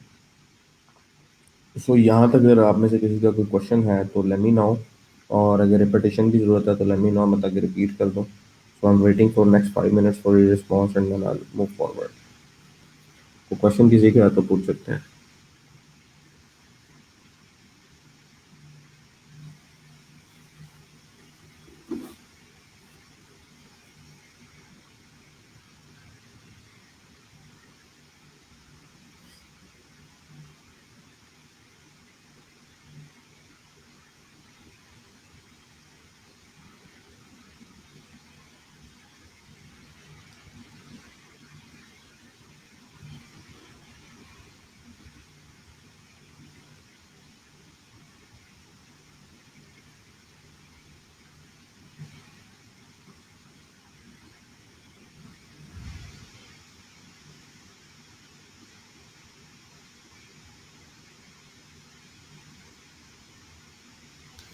तो रिपीट करता हूँ मैं सारा एक दफ़ा। First of all, what we needed was jQuery UI। jQuery UI मैंने आपको बताया कि बेसिकली लाइब्रेरी है jQuery बेस्ड, और इसके लिए आपको जावास्क्रिप्ट लाजमी चाहिए। तो jQuery UI हमने सर्च आउट किया और वी रीच्ड दिस वेबसाइट। इस वेबसाइट के ऊपर डिफरेंट आपके पास विजेट्स दिए हुए हैं। अगर मैं यहाँ पे क्लिक करूँ, होम पेज आएगा आपके पास, और यहाँ पे आपके पास ये डिफरेंट विजेट्स हैं। इन विजेट्स में से हमने दो को डिस्कस किया, दैट इज़ ऑटो कंप्लीट और डेट पिकर, ठीक है। और इन दोनों के कोड के लिए वी नीडेड jQuery। तो हमने इस टेबल पे क्लिक किया तो हमारे पास ये jQuery UI 1.12.1 डाउनलोड होगी, but I prefer to use jQuery CDN, so I just write in Google jQuery CDN। तो यहाँ से मुझे जो है CDN जो है वो मिल गया। CDN कंटेंट डिलीवरी नेटवर्क का जो लिंक है, वहाँ से मैंने मिनिफाइड jQuery को पिक किया और jQuery UI को भी पिक किया और एडेड इनटू माय प्रोजेक्ट, ठीक है। यहाँ से मैंने ये कंप्रेस्ड वर्जन जो है 1.2.1 का, इसको मिनीफाइड पे क्लिक करते हुए सोर्स में लगा, उसको मैंने अपने कोड में ऐड कर दिया। अब नेक्स्ट चीज़ क्या थी, मुझे कोई भी कंट्रोल अपने जो है वहाँ पे विजिट को डिस्प्ले करवाना है, तो उसके लिए मेरे पास एक इनपुट की फील्ड होनी चाहिए, क्योंकि जो सबसे पहले हमने डेट पिकर को पिक किया, ऐड किया, उसके लिए यहाँ पे लिखा हुआ है। अगर हम विजिट्स में आए और विजिट्स के अंदर भी click on date picker visit, तो select the date from popup और इनलाइन कैलेंडर, और उसके लिए हमें जो है एक फील्ड चाहिए, टेक्स्ट फील्ड चाहिए। By default calendar open in small overlay when the associated text field gains focus. तो टेक्स्ट फील्ड हमें चाहिए, फिर उस टेक्स्ट फील्ड के साथ हमें इसको बाइंड करना था। तो what we did, we created a text field, और इस टेक्स्ट फील्ड की हमने रखी ID as a date picker, और हमने सोर्स उठाया यहीं से। इसी पेज के ऊपर हमारे पास एग्जांपल भी है डेट पिकर की। अगर हम लोग यहाँ से चेक करें डेट पिकर, तो ये एक डेमो था, इस पर क्लिक करते हैं आपके पास कैलेंडर आ जाता है। तो व्यू सोर्स पे हमने क्लिक किया है, यहाँ पे हमारे पास आ गया पूरा का पूरा कोड। ये दो स्क्रिप्ट हम ऑलरेडी ऐड कर चुके थे अपने कोड में, हमें सिर्फ ये थीम की फाइल चाहिए थी ताकि कैलेंडर को जो थीम अप्लाई हो रहा है वो हमें थीम मिल जाए। और we added this view code and UTF character set meta tags, ये दोनों ऐड किए। और उसके बाद भी सब हम अपने डेट पिकर को बाइंड कर सकते हैं, सिर्फ JQuery का सिलेक्टर देना है और उसके साथ डेट पिकर को कॉल कर देना है। अब वो सिलेक्टर आईडी की बेस पे भी हो सकता भी हो सकता है, वो सिलेक्टेड टैग के नेम के बेस पे भी हो सकता है। हमने हैश डेट पिकर था, दैट मीन्स के आईडी की बेस पे। तो वी डिड दैट, हमने आईडी यहाँ पे लगा दिया अपने कंट्रोल के अंदर, आईडी डेट पिकर, और डॉक्यूमेंट डॉट रेडी के अंदर कॉल कर दिया इसी फंक्शन को, date picker dot date picker. दूसरी बात हमने की कि जब हम डेट पिकर से डेट सेलेक्ट करते हैं तो स्लैशेस के फॉर्मेट में आती है। मुझे स्लैशेस का फॉर्मेट नहीं चाहिए, मुझे फॉर्मेटेड स्पेस में चाहिए। तो jQuery की इस API डॉक्यूमेंटेशन को चेक करें, डेट पिकर की डॉक्यूमेंटेशन को, तो यहाँ पे दिया हुआ है आपके पास फॉर्मेट का, डेट फॉर्मेट का ऑप्शन। तो डेट फॉर्मेट के अंदर आप पास कर सकते हैं डेट विद ईयर मंथ और डेट। तो मैंने यहाँ पास किया कैपिटल स्टार्ट में लेके आया, जिसका मतलब है कि मुझे मंथ चाहिए in the format of string, capital string, space D, उसके बाद दे दिया डे ऑफ द मंथ चाहिए, और उसके बाद कॉमा और वाई दे दिए कि मुझे यहाँ पे ईयर चाहिए। तो ये capital MMDD comma space Y, तो that resulted in this format. 20 पे क्लिक करूंगा तो 20 20 20। तो यहाँ पे अगर मैं इसको कमेंट कर देता हूँ इस पॉइंट पे, तो वापस ये अपनी डिफ़ॉल्ट फॉर्मेट पे चली जाएगी। डिफ़ॉल्ट फॉर्मेट क्या है? With slashes. ठीक है, तो मुझे स्लैशेस फॉर्मेट नहीं चाहिए, मुझे ये फॉर्मेट चाहिए जो मैंने दिया हुआ है। दूसरा, आपके पास कंट्रोल है कैलेंडर के अंदर, आप चाहें आप किसी डेट को शो करवा दें, कि जिस डेट को शो नहीं करवाना चाह रहे, डिसेबल करवाना चाह रहे हैं, डिसेबल करवा दें।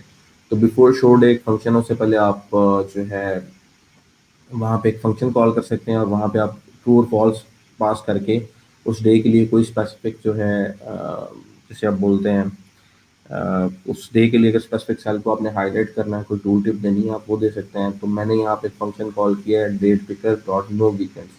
यानी ये जो फंक्शन है, बिल्ट इन फंक्शन है डेट पिकर का, ये क्या करेगा, जितने वीकेंड है उनको डिसेबल करवा देगा, नो वीकेंड में फॉल्स रिटर्न करेगा। हर वीकेंड से पहले जो है कि ये फंक्शन जब कॉल होगा उसके लिए डेट रिटर्न फॉल्स जाएगा। रिटर्न फॉल्स आने की वजह से आपके वीकेंड जो है वो डिसेबल हो गए। 2 9 16 ये सारी डेट जो है वो अनसेलेक्टेबल है। अगर मैं इस कोड को कमेंट कर देता हूँ तो मेरे वीकेंड जो हैं वो उस डेट पे में सिलेक्टेबल होंगे। ये कब आता है? जब आपने कोई ऐसा टूल बनाना हो जहाँ पे अपॉइंटमेंट्स हो, लोग आपसे अपॉइंटमेंट लेना चाह रहे हैं, और कोई ऐसी डेट जो कि ऑलरेडी बुक है, आप नहीं चाहते कि यूज़र उसी डेट को पिक कर ले, तो वहाँ पे आप ये कंट्रोल यूज़ करके उस डेट को डिसेबल करा सकते हैं जो कि ऑलरेडी पिक्ड है। ठीक है, और इस तरह से हमारा डेट पिकर का टूल कंप्लीट हो गया। उसके बाद हम लोगों ने ऑटो कंप्लीट यूज़ किया। ऑटो कंप्लीट को हमने सिमिलरली डॉट ऑटो कंप्लीट से बाइंड किया अपने प्रोडक्ट के साथ, जो हमने तीनों रोज में ऐड कर दिया। यहाँ प्रोडक्ट ऐड कर दिया, यहाँ भी प्रोडक्ट ऐड कर दिया, यहाँ भी प्रोडक्ट ऐड कर दिया। इन तीनों का नेम सेम है, तो तीनों के साथ at a time auto complete bind हो गया। सोर्स में आपने दिए अवेलेबल टैग्स। अब अवेलेबल टैग्स मैंने जो यूज़ किए हैं वो मैंने इस तरह से यूज़ किए हैं कि मेरे पास डेटाबेस में एक टेबल हो, वहाँ से सारी की सारी प्रोडक्ट्स आ रही हो। सबसे पहले मैंने डीबी में एक टेबल क्रिएट किया। उस टेबल के अंदर 3 कॉलम्स क्रिएट किए, नेम क्वांटिटी प्राइस, और एक पीएचपी की फाइल एक्सटर्नल क्रिएट की प्रोडक्ट डॉट पीएचपी। वहाँ से मैंने सिलेक्शन की और 2 कॉलम्स पिक किए, नेम और प्राइस का, और उससे मैंने एक एसोसिएटिव अरे जनरेट की।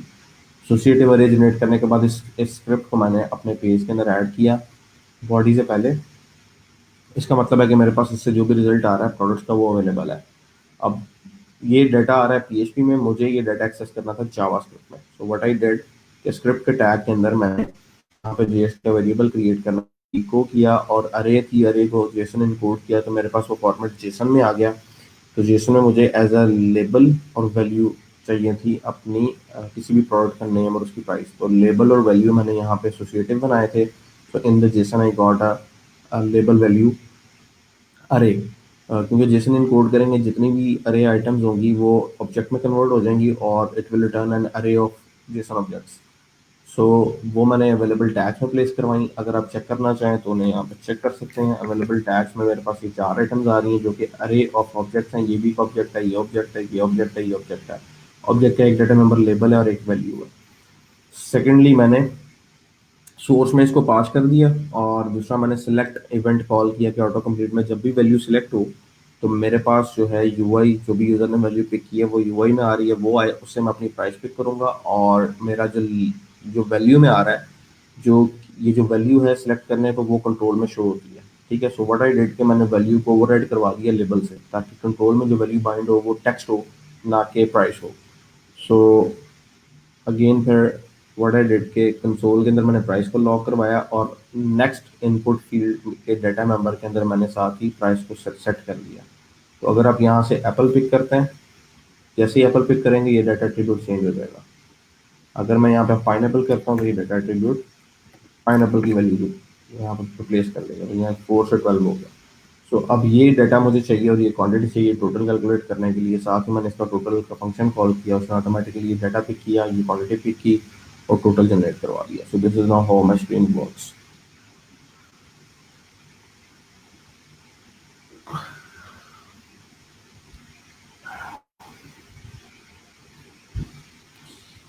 इनफ है आज के लिए, क्या आगे चले?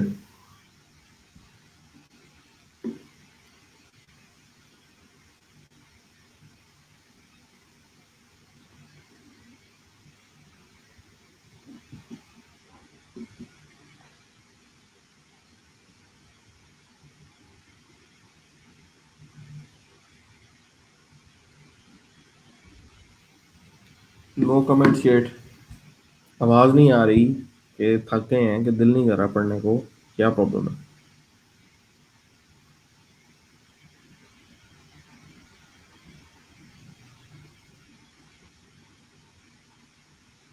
Boys and girls?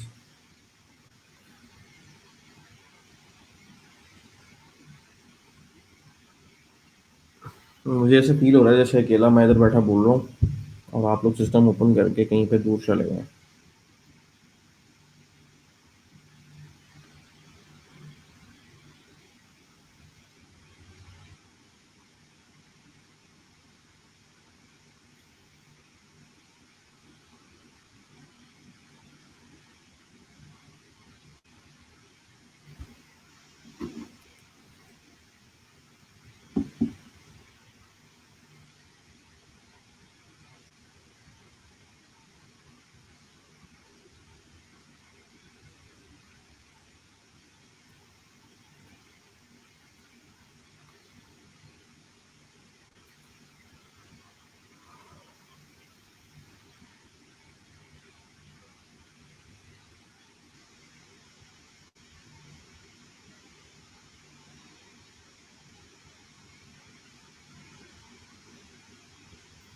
जी चलें आगे। नेक्स्ट जो है वो कॉन्सेप्ट को स्टार्ट करें कि यहाँ पे आपका क्वेश्चन है या कोई और आपका क्वेश्चन है तो आप पूछ सकते हैं, इफ इट इज़ ओके, कि सब समझ आ गया, सब ठीक है और you are willing to go ahead, तो let's start the next time in the Q.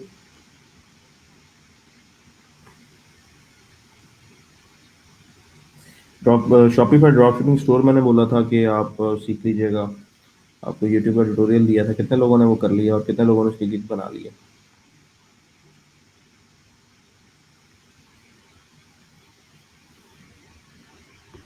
और क्यूरीज कितने लोगों को आई हैं उसके ऊपर? तो शेयर करें ज़रा फीडबैक अपना।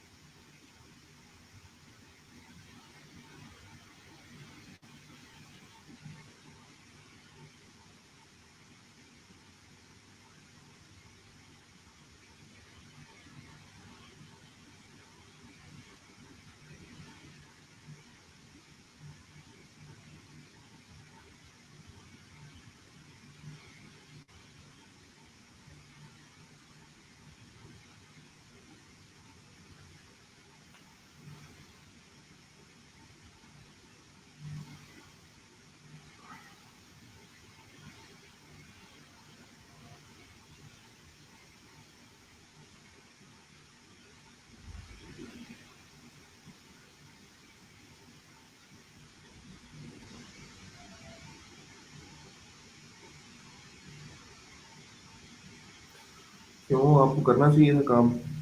बोला इसलिए था कि वीकेंड के ऊपर अगर आप बैठते हैं तो ड्रॉप शिपिंग स्टोर कंप्लीट कर लेते हैं और उसकी अच्छी खासी क्यूरीज हैं फाइवर के ऊपर। मतलब अगर आप 30-40 डॉलर्स में किसी को शॉपिंग स्टोर बना के दे रहे हैं तो you will definitely get a lot of curies.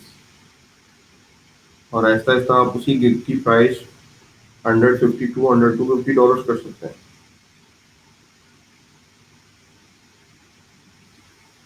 मैंने आपको पहले भी बोला था, लर्निंग एक साइड पे, बिजनेस ब्यूटी डेवलपमेंट एक साइड पे है। ट्रेंड फाइवर जो है वो ट्रेंड बेस्ड है, किसी भी चीज़ का ट्रेंड चलता है फाइवर पे वो बहुत ज़्यादा पॉपुलर हो जाती है और उसकी रिक्वायरमेंट बहुत बढ़ जाती है। मतलब हर बंदा वही क्यूरी कर रहा है, विक्स आया तो हर बंदा विक्स की क्यूरी कर रहा है, शॉपिफाई चला तो हर बंदा शॉपिफाई की क्यूरी कर रहा है, वेबफ्लो आया तो हर बंदा वेबफ्लो की क्यूरी कर रहा है। ठीक है, जो इन हो जाता है, जो आपके पास जितनी जितनी किसी अच्छी प्रोडक्ट की जितनी अच्छी मार्केटिंग हो रही है उतनी उसकी डिमांड है। ये बात याद रखिएगा। जिस तरह क्विक बुक्स की बड़ी अच्छी मार्केटिंग करते हैं अकाउंटेंसी और ये जो बैलेंस शीट वगैरह को मैनेज करने के लिए, तो उसकी उसकी डिमांड बहुत ज़्यादा है। फाइवर के ऊपर आपको क्विक बुक्स का काम मिलेगा। अकाउंटेंट जितने भी हैं जिनको ये टूल यूज़ करना आता है, they work on these freelancing platforms. तो इट्स ऑल ट्रेंड बेस्ड। तो आपको ट्रेंड चेक करना है किस चीज़ का ट्रेंड चल रहा है। अगर आप उस चीज़ की गिग बनाते हैं, उस पर काम करते हैं, तो आपको डेफिनेटली उस पर काम मिलेगा। Fiverr is always trend based.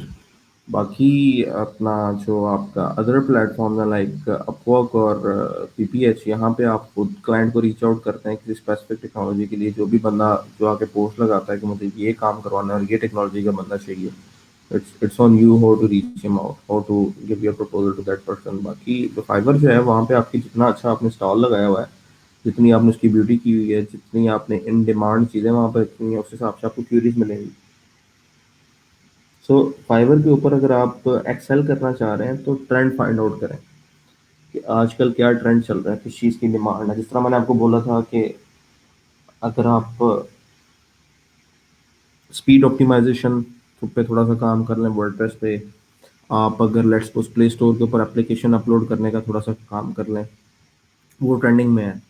फिर आपके पास ये विक्स आपको बताया था ट्रेंडिंग में है, आपको बताया था शॉपिफाई ट्रेंडिंग में है। तो ये ट्रेंड्स चल रहे हैं। आप इनमें से आपकी कोई एक गिग अगर चलती है तो वो आपका समझ लें कि साल सवा साल बड़े आराम से आपको अच्छे खासे पैसे दे जाती है, सिर्फ एक गिग अगर आपकी चल रही है। तो जितना फोकस आपका लर्निंग पे है, पैरेलली उतना ही फोकस आप ट्रेंड फाइंडिंग पे लगाएं, और ज़्यादा फोकस ट्रेंड फाइंडिंग पे लगाएं, मैं ये कहूँगा। क्योंकि अल्टीमेटली वो ट्रेंड जो है वो आपको बिजनेस देने वाला है।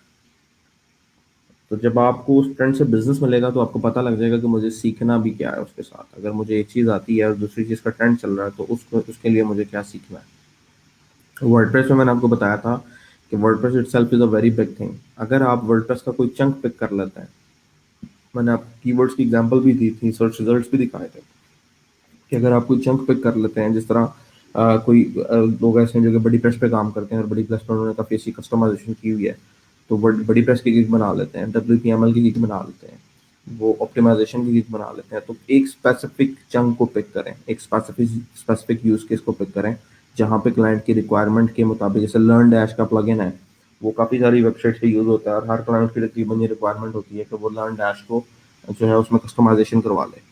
तो आप उसकी कस्टमाइजेशन की गिग बना लें, ultimately you will get response on that. और आपको पता, क्लाइंट को भी पता है कि ये पेड प्लगइन है और इसमें कस्टमाइजेशन करने के पैसे लगेंगे, $100 लग सकता है, $150 लग सकता है। सो गो विद द नीश। नीच पे जब तक नहीं जाओगे you will not gate answers. मैंने आपको जनरल गिग स्टार्ट में बनवा दी, मैंने आपको डेमो इंस्टॉल की एक नीच गिग बनवा दी, मैंने आपको फुल वेबसाइट की गिग बनवा दी, मैंने आपको कस्टमाइजेशन की गिग बनवा दी, मैंने आपको फिर नीश में विक्स का बताया, मैंने आपको ड्रॉप शिपिंग के लिए शॉपिफाई का बताया, और फिर मैंने आपको वर्डप्रेस के डिफरेंट प्लगइन्स खोल के दिए कि इन इनके अंदर काम है। अब उसको इम्प्लीमेंट करना आपका काम है। मैंने आपको कस्टमाइजेशन भी बता दी, प्लगइन कस्टमाइजेशन भी बता दी, थीम कस्टमाइजेशन भी बता दी, करके दिखा दिया बल्कि मैंने आपको काफ़ी जगह पे। तो अगर आप उसको फॉलो अप नहीं करेंगे, अगर आप उसमें से मोस्ट ट्रेंडिंग चीज़ नहीं निकालेंगे, जैसे वर्डप्रेस के जो टॉप 50 प्लगइन्स हैं जिनका बहुत ज़्यादा यूज़ है, अगर आप वो टॉप 50 प्लगइन्स निकालते हैं और उन टॉप 50 प्लगइन्स की कस्टमाइजेशन आप सीख लेते हैं और उसी के ऊपर आप क्लिक बनाते हैं, जैसे वो कॉमर्स की कस्टमाइजेशन है जो कि नॉर्मली हर बंदा नहीं कर पाता। ठीक है, वो कॉमर्स, सिर्फ वो कॉमर्स कस्टमाइजेशन, आप सिर्फ वो कॉमर्स ऑर्डर कस्टमाइजेशन, सिर्फ वो कॉमर्स में ऑर्डर में आप कहते हैं जी एक PDF आप ऐड कर देंगे, आप QR कोड ऐड कर देंगे, या आप ऑर्डर ईमेल टेम्पलेट चेंज कर देंगे।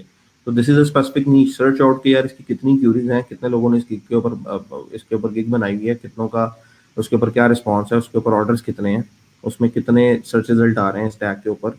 तो वहां से आपको एनालिसिस होगा कि हाँ should I pick this one और शुड आई नॉट।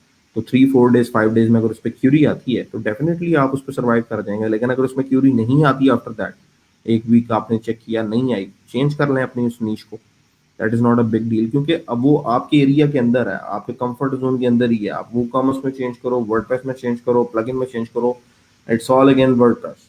तो वर्डप्रेस में चेंज करना एज अ होल मैंने आपको बताया है, सिखाया है। तो आप उसमें से किसी भी चीज़ को पिक करके चेंज करोगे तो उसमें कोई प्रॉब्लम ही नहीं है आपके लिए। It's like a piece of cake. अगर आपने सारे लेक्चर साथ साथ लिए हैं और काम किया है तो आई थिंक सो, मेरा ख्याल है कि अगर जो चीज़ें मैं आपको अब तक करवा चुका हूँ, उस केस में अगर मैं किसी को देखूँ, किसी रिसोर्स को, अगर वो ये सारा काम कर लेता है तो definitely is worth around 50 60 thousand per month minimum. इतने जो जो चीज़ें मैं आपको करवा चुका हूँ, अगर वो सारी चीज़ें वो रिसोर्स कर लेता है तो 50 60 थाउजेंड की इसकी वर्थ है पर मंथ की। और अगर वो फ्रीलांसिंग वर्ल्ड में आ जाता है तो आप इसी को मल्टीप्लाई कर लें, आप इसी को 3 4 टाइम्स कर लें, अराउंड 1.50 2 lakhs जो है वो इजीली कमा सकता है बेस्ड ऑन द BD। उस पर देखना पड़ेगा आप कितने प्रपोजल्स भेज रहे हो, आप कितना अपवर्क के ऊपर अपने आप को पुश कर रहे हो, कितना PPH के ऊपर पुश कर रहे हो, कितना फ्रीलांसर में पुश कर रहे हो। आपने अपना एनालिसिस करना है कि मैंने कितने जो है प्रपोजल भेजे हैं अपवर्क पे, 100 भेजे हैं, 60 भेजे हैं, 50 भेजे हैं, उनका क्या रिस्पॉन्स आया, किस क्लाइंट का रिस्पॉन्स आया और क्यों आया। ठीक है, वहां से आप असेसमेंट करके अपने प्रपोजल्स को चेंज करो, अपनी प्रोफाइल पिक्चर को चेंज करो, अपने प्रपोजल अपने प्रोफाइल डेफिनेशन को चेंज करो, अपने पोर्टफोलियो आइटम्स में एक इंक्रीज लेके आओ, प्रपोजल रेलिवेंट भेजो, जिस इंडस्ट्री का काम है उससे रेलिवेंट एग्जाम्पल्स दो। ठीक है, और ये चीज़ें क्लाइंट को मोटिवेट करती हैं कि वो किसी न्यू बंदे को ट्राई कर लें। अगर आप बिल्कुल एक सादा सा टेम्पलेट बना के हर जॉब पर फेंक ही जाएंगे तो response is not good for anything.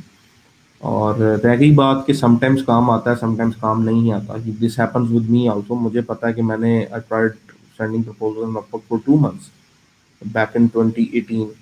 तो 2 महीने तकरीबन सितंबर या अक्टूबर नवंबर में 2 महीने मुझे कोई काम नहीं मिला। I was free. और उसके बाद एक प्रोजेक्ट मिला और मुझे टाइम ही नहीं मिला, 6 माह मुझे टाइम नहीं मिला किसी दूसरी जॉब के लिए। और उसने पिछले 2 महीने की कसर भी पूरी कर दी।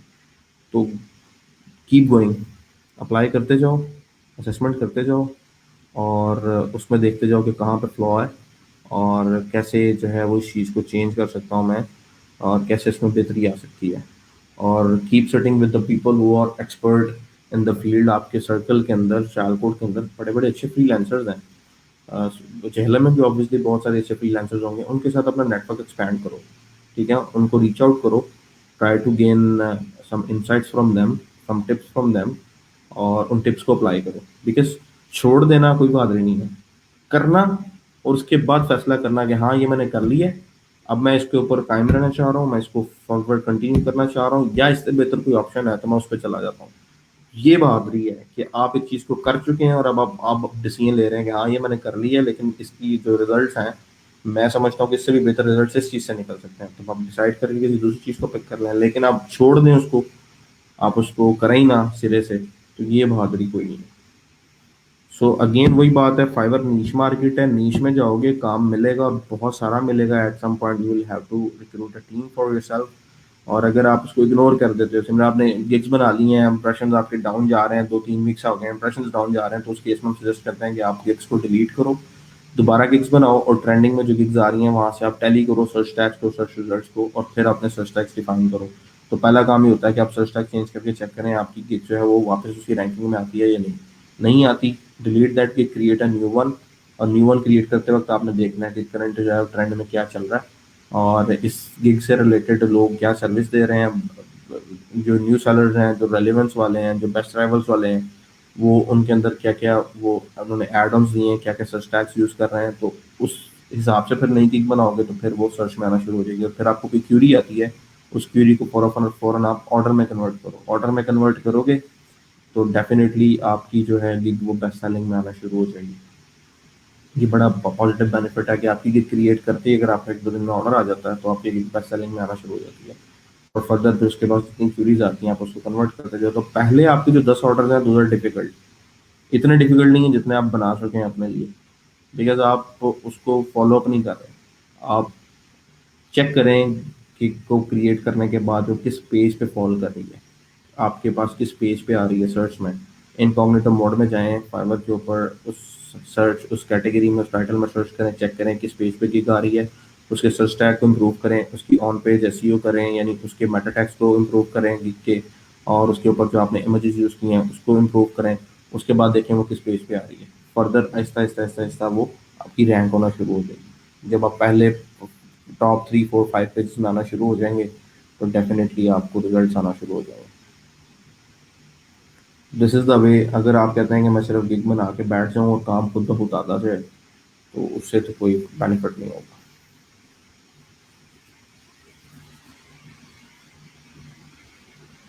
कुछ लोगों ने माशाल्लाह ऑर्डर्स कंप्लीट किए हैं। मोहसिन अली शाह ने $600 का काम किया है। फिर हम लास्ट टाइम अपलोड किया हुआ था एक और बच्चे ने ईद के नज़दीक, उन्होंने कोई लोकल प्रोजेक्ट किया है। आयशा ने काम किया है, और एक बच्चा उसने काम किया है। हमजा नजम बता रहा था कि उसने कोई ऑर्डर कंप्लीट किया है। तो सिमिलरली आपके साथ ही दूसरे लोग हैं जो कर रहे हैं। ठीक है, और उनको कोई पर्चा तो नहीं निकले, वहाँ सब ना थोड़ काम कर रहे थे किसी प्रोजेक्ट पे ईद के नज़दीक। कोई ईमेल का उनका कोई क्लाइंट था, तो 5-6 ऑर्डर्स उन्होंने 4 या 5 ऑर्डर्स कंप्लीट किए हैं। तो ये सारे लोग आपके साथ ही हैं जो काम कर रहे हैं। तो they are not doing anything extra, सिर्फ वो टाइम दे रहे हैं और बैठे हुए हैं, क्यूरी आती है उस पर काम करते हैं। उनको नहीं भी आता हसन, लास्ट टाइम क्लाइंट ने उसको कह दिया था कि आप छोड़ दें काम को, मुझे आपसे काम नहीं करवाना। देन ही कॉन्टेक्टेड मी के सर ये पोजीशन चल रही है, and we sit on that task for like 5 minutes, और within 5 minutes we resolve that problem, और after 5 minutes the project was done. तो I did not confirm from Hasan के उसके क्या रिमार्क्स हैं, बाद में फीडबैक क्या है, लेकिन ये है कि वो उस काम को भी पिक कर रहे हैं जो उनको नहीं आता, और जब वो उसको कर जाते हैं तो उनके पोर्टफोलियो में ऐड हो जाता है। सिमिलरली आपको क्वेरीज आती हैं जो आपको नहीं आती, तो डू इट, करेंगे तो आगे पोर्टफोलियो में ऐड होंगी, पोर्टफोलियो में ऐड होंगी तो that will give you strength कि नेक्स्ट टाइम अपने आप को बेटर वे में रिप्रेजेंट कर सकते हैं, आप अच्छी अप्रोच से अपने आप को प्रेजेंट कर सकते हैं। बाकी अगर आपको कोई क्वेश्चन है तो I am still here for next 5 minutes, if not we will conclude this lecture and I will have a lecture with you tomorrow. So 5 4 minutes. If any questions you guys have, you can ask for.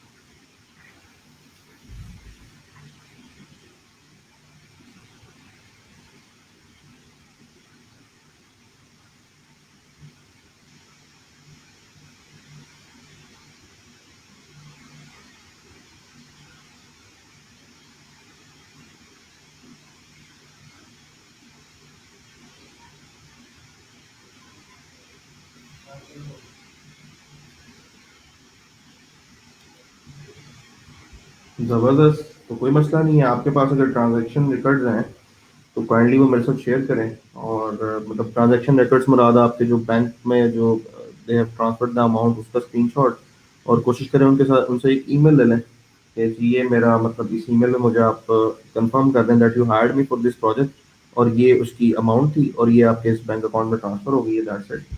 तो that will be considered as your earning record. और ज़रूरी नहीं है, again वही बात है, काफ़ी सारे लोग, अ,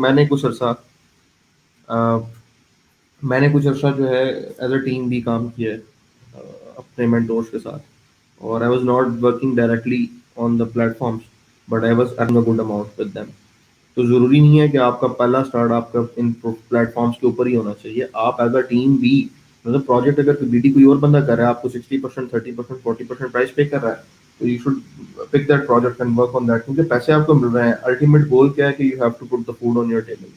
तो ये ज़रूरी नहीं है कि वो आपकी अपनी बीडी से आ रही है या किसी और की बीडी से आ रही है। सो फॉर आवर केस, आप सिर्फ अपना जो वो है ना रिकॉर्ड, ट्रांजैक्शन रिकॉर्ड और एक ईमेल अगर मुझे दे देते हैं, तो I can definitely add that as your earning record in our course. कि ये जो है क्योंकि at the end of the day हमें सारा डाटा भी फॉरवर्ड करना होता है, और मेरे पास जो रिकॉर्ड है वो अभी हसन का है, और मोहसिन का है, आयशा का है, हमजा का है, और एक और बच्चा है, अम, उनका मेरे पास रिकॉर्ड है। तो रिकॉर्ड हमारा जो है वो डॉक्यूमेंटेड है सारा, और वो उसमें जो आपके स्क्रीनशॉट्स हैं वो मैटर करते हैं। आपके डायरेक्ट क्लाइंट से आ रहे हैं या आपके प्लेटफॉर्म से आ रहे हैं, उसका स्क्रीनशॉट, और अगर डायरेक्ट क्लाइंट से आ रहा है तो साथ उसके साथ एक ईमेल के इस बंदे ने आपको हायर किया था इस काम के लिए, इतनी देर का प्रोजेक्ट था और ये अमाउंट थी, दैट्स इट। और साथ आपका अर्निंग रिकॉर्ड लग जाता है, तो वो आपके रिकॉर्ड में चला जाता है। लेटर ऑन जो हमारे प्रोजेक्ट की डिफरेंट पॉलिसीज हैं, they contact the best freelancers for different opportunities and at the right time. So आपको कोर्स के बाद भी आपको अक्सर कॉल्स वगैरह आती रहेंगी कि आपकी करंट अर्निंग क्या चल रही है और क्या फीडबैक है और क्या आप समझ रहे हैं किस तरह से आप प्रोग्रेस कर सकते हैं। आप will be taking your feedback because नए इनिशिएटिव चलते रहते हैं। They also consider our trainings for those initiatives कि जो लोग आउट परफॉर्म कर रहे हैं उनको चांस मिले। तो आप लोगों की ग्रेजुएशन के अंदर भी जो है हम लोग टॉप अर्नर्स को जो है वो मेंशन करते हैं कि ये इस बैच के टॉप अर्नर्स हैं। और वो डोमेन वाइज भी सम टाइम होते हैं, सम टाइम क्रॉस डोमेन भी होता है। तो रिकॉर्ड में रखवाने के लिए मुझे ये दो चीज़ें चाहिए। बाकी आप पैसे कमा रहे हैं, आप चाहे किसी के साथ काम करके कमा रहे हैं, आप चाहे ऑनलाइन कमा रहे हैं, आप चाहे ऑफलाइन कमा रहे हैं, मेरे लिए इंपॉर्टेंट क्या है कि आप कमा रहे हैं, कि आप पैसे कमा रहे हैं और आप अपने घर को चला रहे हैं। ये एट द एंड इम्पॉर्टेंट है। That's it, that matters, nothing else. क्या आपके टेबल पे खाना पहुंच रहा है, आप अपने साथ चार लोग जो आपके बैठते हैं उनको आप खिला के उठते हैं, ये इंपॉर्टेंट है। और कुछ चीज़ मैटर नहीं करती। हाँ, अपने आप को आप डॉक्यूमेंटेड लेके चलेंगे तो वो बहुत बेहतर चीज़ है। That gives you edge at some point. क्योंकि फ्रीलांसर्स को तो उनके तो फैमिली शादी के भी मसले आते हैं। जब आप हम लोगों के रिश्ते की बात होती है तो पहली बात एक लड़का करता क्या है। तो बताया जाता है कि जी लड़का जो है वो सारा दिन इंटरनेट पे बैठा रहता है और सिस्टम से पैसे कमाता है। तो वो सोच में पड़ जाते हैं कि ये कौन सा काम कर रहा है, ये कैसे पैसे आ रहे हैं जिसका कोई वजूद नहीं है, जिसका कोई नामो निशान नहीं है। तो शादी के लिए हम लोगों को या तो जॉब शो करानी पड़ती है कि हम भाई जॉब कर रहे हैं किसी ऑर्गेनाइजेशन में, या ऑफिस शो कराना पड़ता है कि भाई ये मेरा दफ्तर है, यहाँ बैठ के मैं काम करता हूँ, भाई जिसने आना है आगे देख ले। तो वो डॉक्यूमेंटेशन वहाँ पे भी हमें चाहिए होती है। तो फ्रीलांसर्स की अपनी as as as as individual कोई पहचान नहीं होती, उसको अपनी पहचान बनानी पड़ती है। ठीक है। तो that was just a funny thing that happened to a lot of people in our community. क्योंकि काफ़ी सारे फ्रीलांसर्स के साथ सलाम दुआ है and we keep listening to such gossips के आज ये मसला हुआ है, ये प्रॉब्लम आ रही है। तो सोसाइटी हमें एक्सेप्ट करने को तैयार नहीं है। लेकिन आहिस्ता आहिस्ता अल्हम्दुलिल्लाह बेस्ड ऑन दिस प्रोजेक्ट और अदर इनिशिएटिव्स लाइक काफ़ी सारे इनिशिएटिव्स और चल रहे हैं फ्रीलांसिंग के ऊपर, लोगों को पता लगना शुरू हुआ है। इवन जो बुजुर्ग बाबे थे 40-40 45-40 50 साल के, 70-70 साल के, उनको नहीं पता था कि ये फील्ड क्या है और आईटी क्या है और किस तरह से लोग जो ऑनलाइन बैठ के पैसे कमाते हैं। Now on this age 60 years old भी लोग जो है ट्रेनिंग्स आते हैं जो चीज़ें सीखते हैं। That is very satisfying thing कि हम लोग सक्सेसफुली चल रहे हैं और लोगों को समझ आना शुरू हो गया कि हम क्या कर रहे हैं। सो रिकॉर्ड मुझे फॉरवर्ड कर दीजिएगा, कोई मसला नहीं है। अगर आप उसके साथ डायरेक्ट हैं और आपने उसको कन्विंस करने की कोशिश किया वो नहीं है, कोई प्रॉब्लम नहीं है। आपको असल चीज़ है, काम मिल रहा है, वो बंदा तंग नहीं कर रहा, आप उसको काम दे रहे हैं, आपको पैसे दे रहा है। कीप इट दैट वे, इसको इसी तरह लेके चलते जाओ और दूसरी तरफ अपनी कोशिश करते जाओ, प्रपोजल भेजते जाओ, फाइवर की गिग्स को इम्प्रूव करते जाओ। डेफिनेटली वो भी आपका साइड पे स्टार्ट हो जाएगा। असल चीज़ क्या है, अगर पैसे आ रहे हो ना तो आपको आप सोचने के काबिल होते हैं, आपका माइंड रिलैक्स होता है और आप ज़्यादा बेहतर परफॉर्म कर सकते हैं। सो दोनों को पैरेलल लेके चलो, एक साइड पे डायरेक्ट जो काम मिल रहा है वो करो, दूसरी साइड पे आप ऑनलाइन ट्राई करते जाओ। इन द मीन टाइम आपको यहाँ से पैसे मिलते जाएंगे, वहाँ आपका बिजनेस बहुत डेवलप हो जाएगा। चलें, आप मुझे रिकॉर्ड फॉरवर्ड कीजिएगा, बाकी इंशाल्लाह आपसे गपशप होती है कल के लेक्चर में। अपना ख्याल रखिएगा। अल्लाह हाफ़िज़।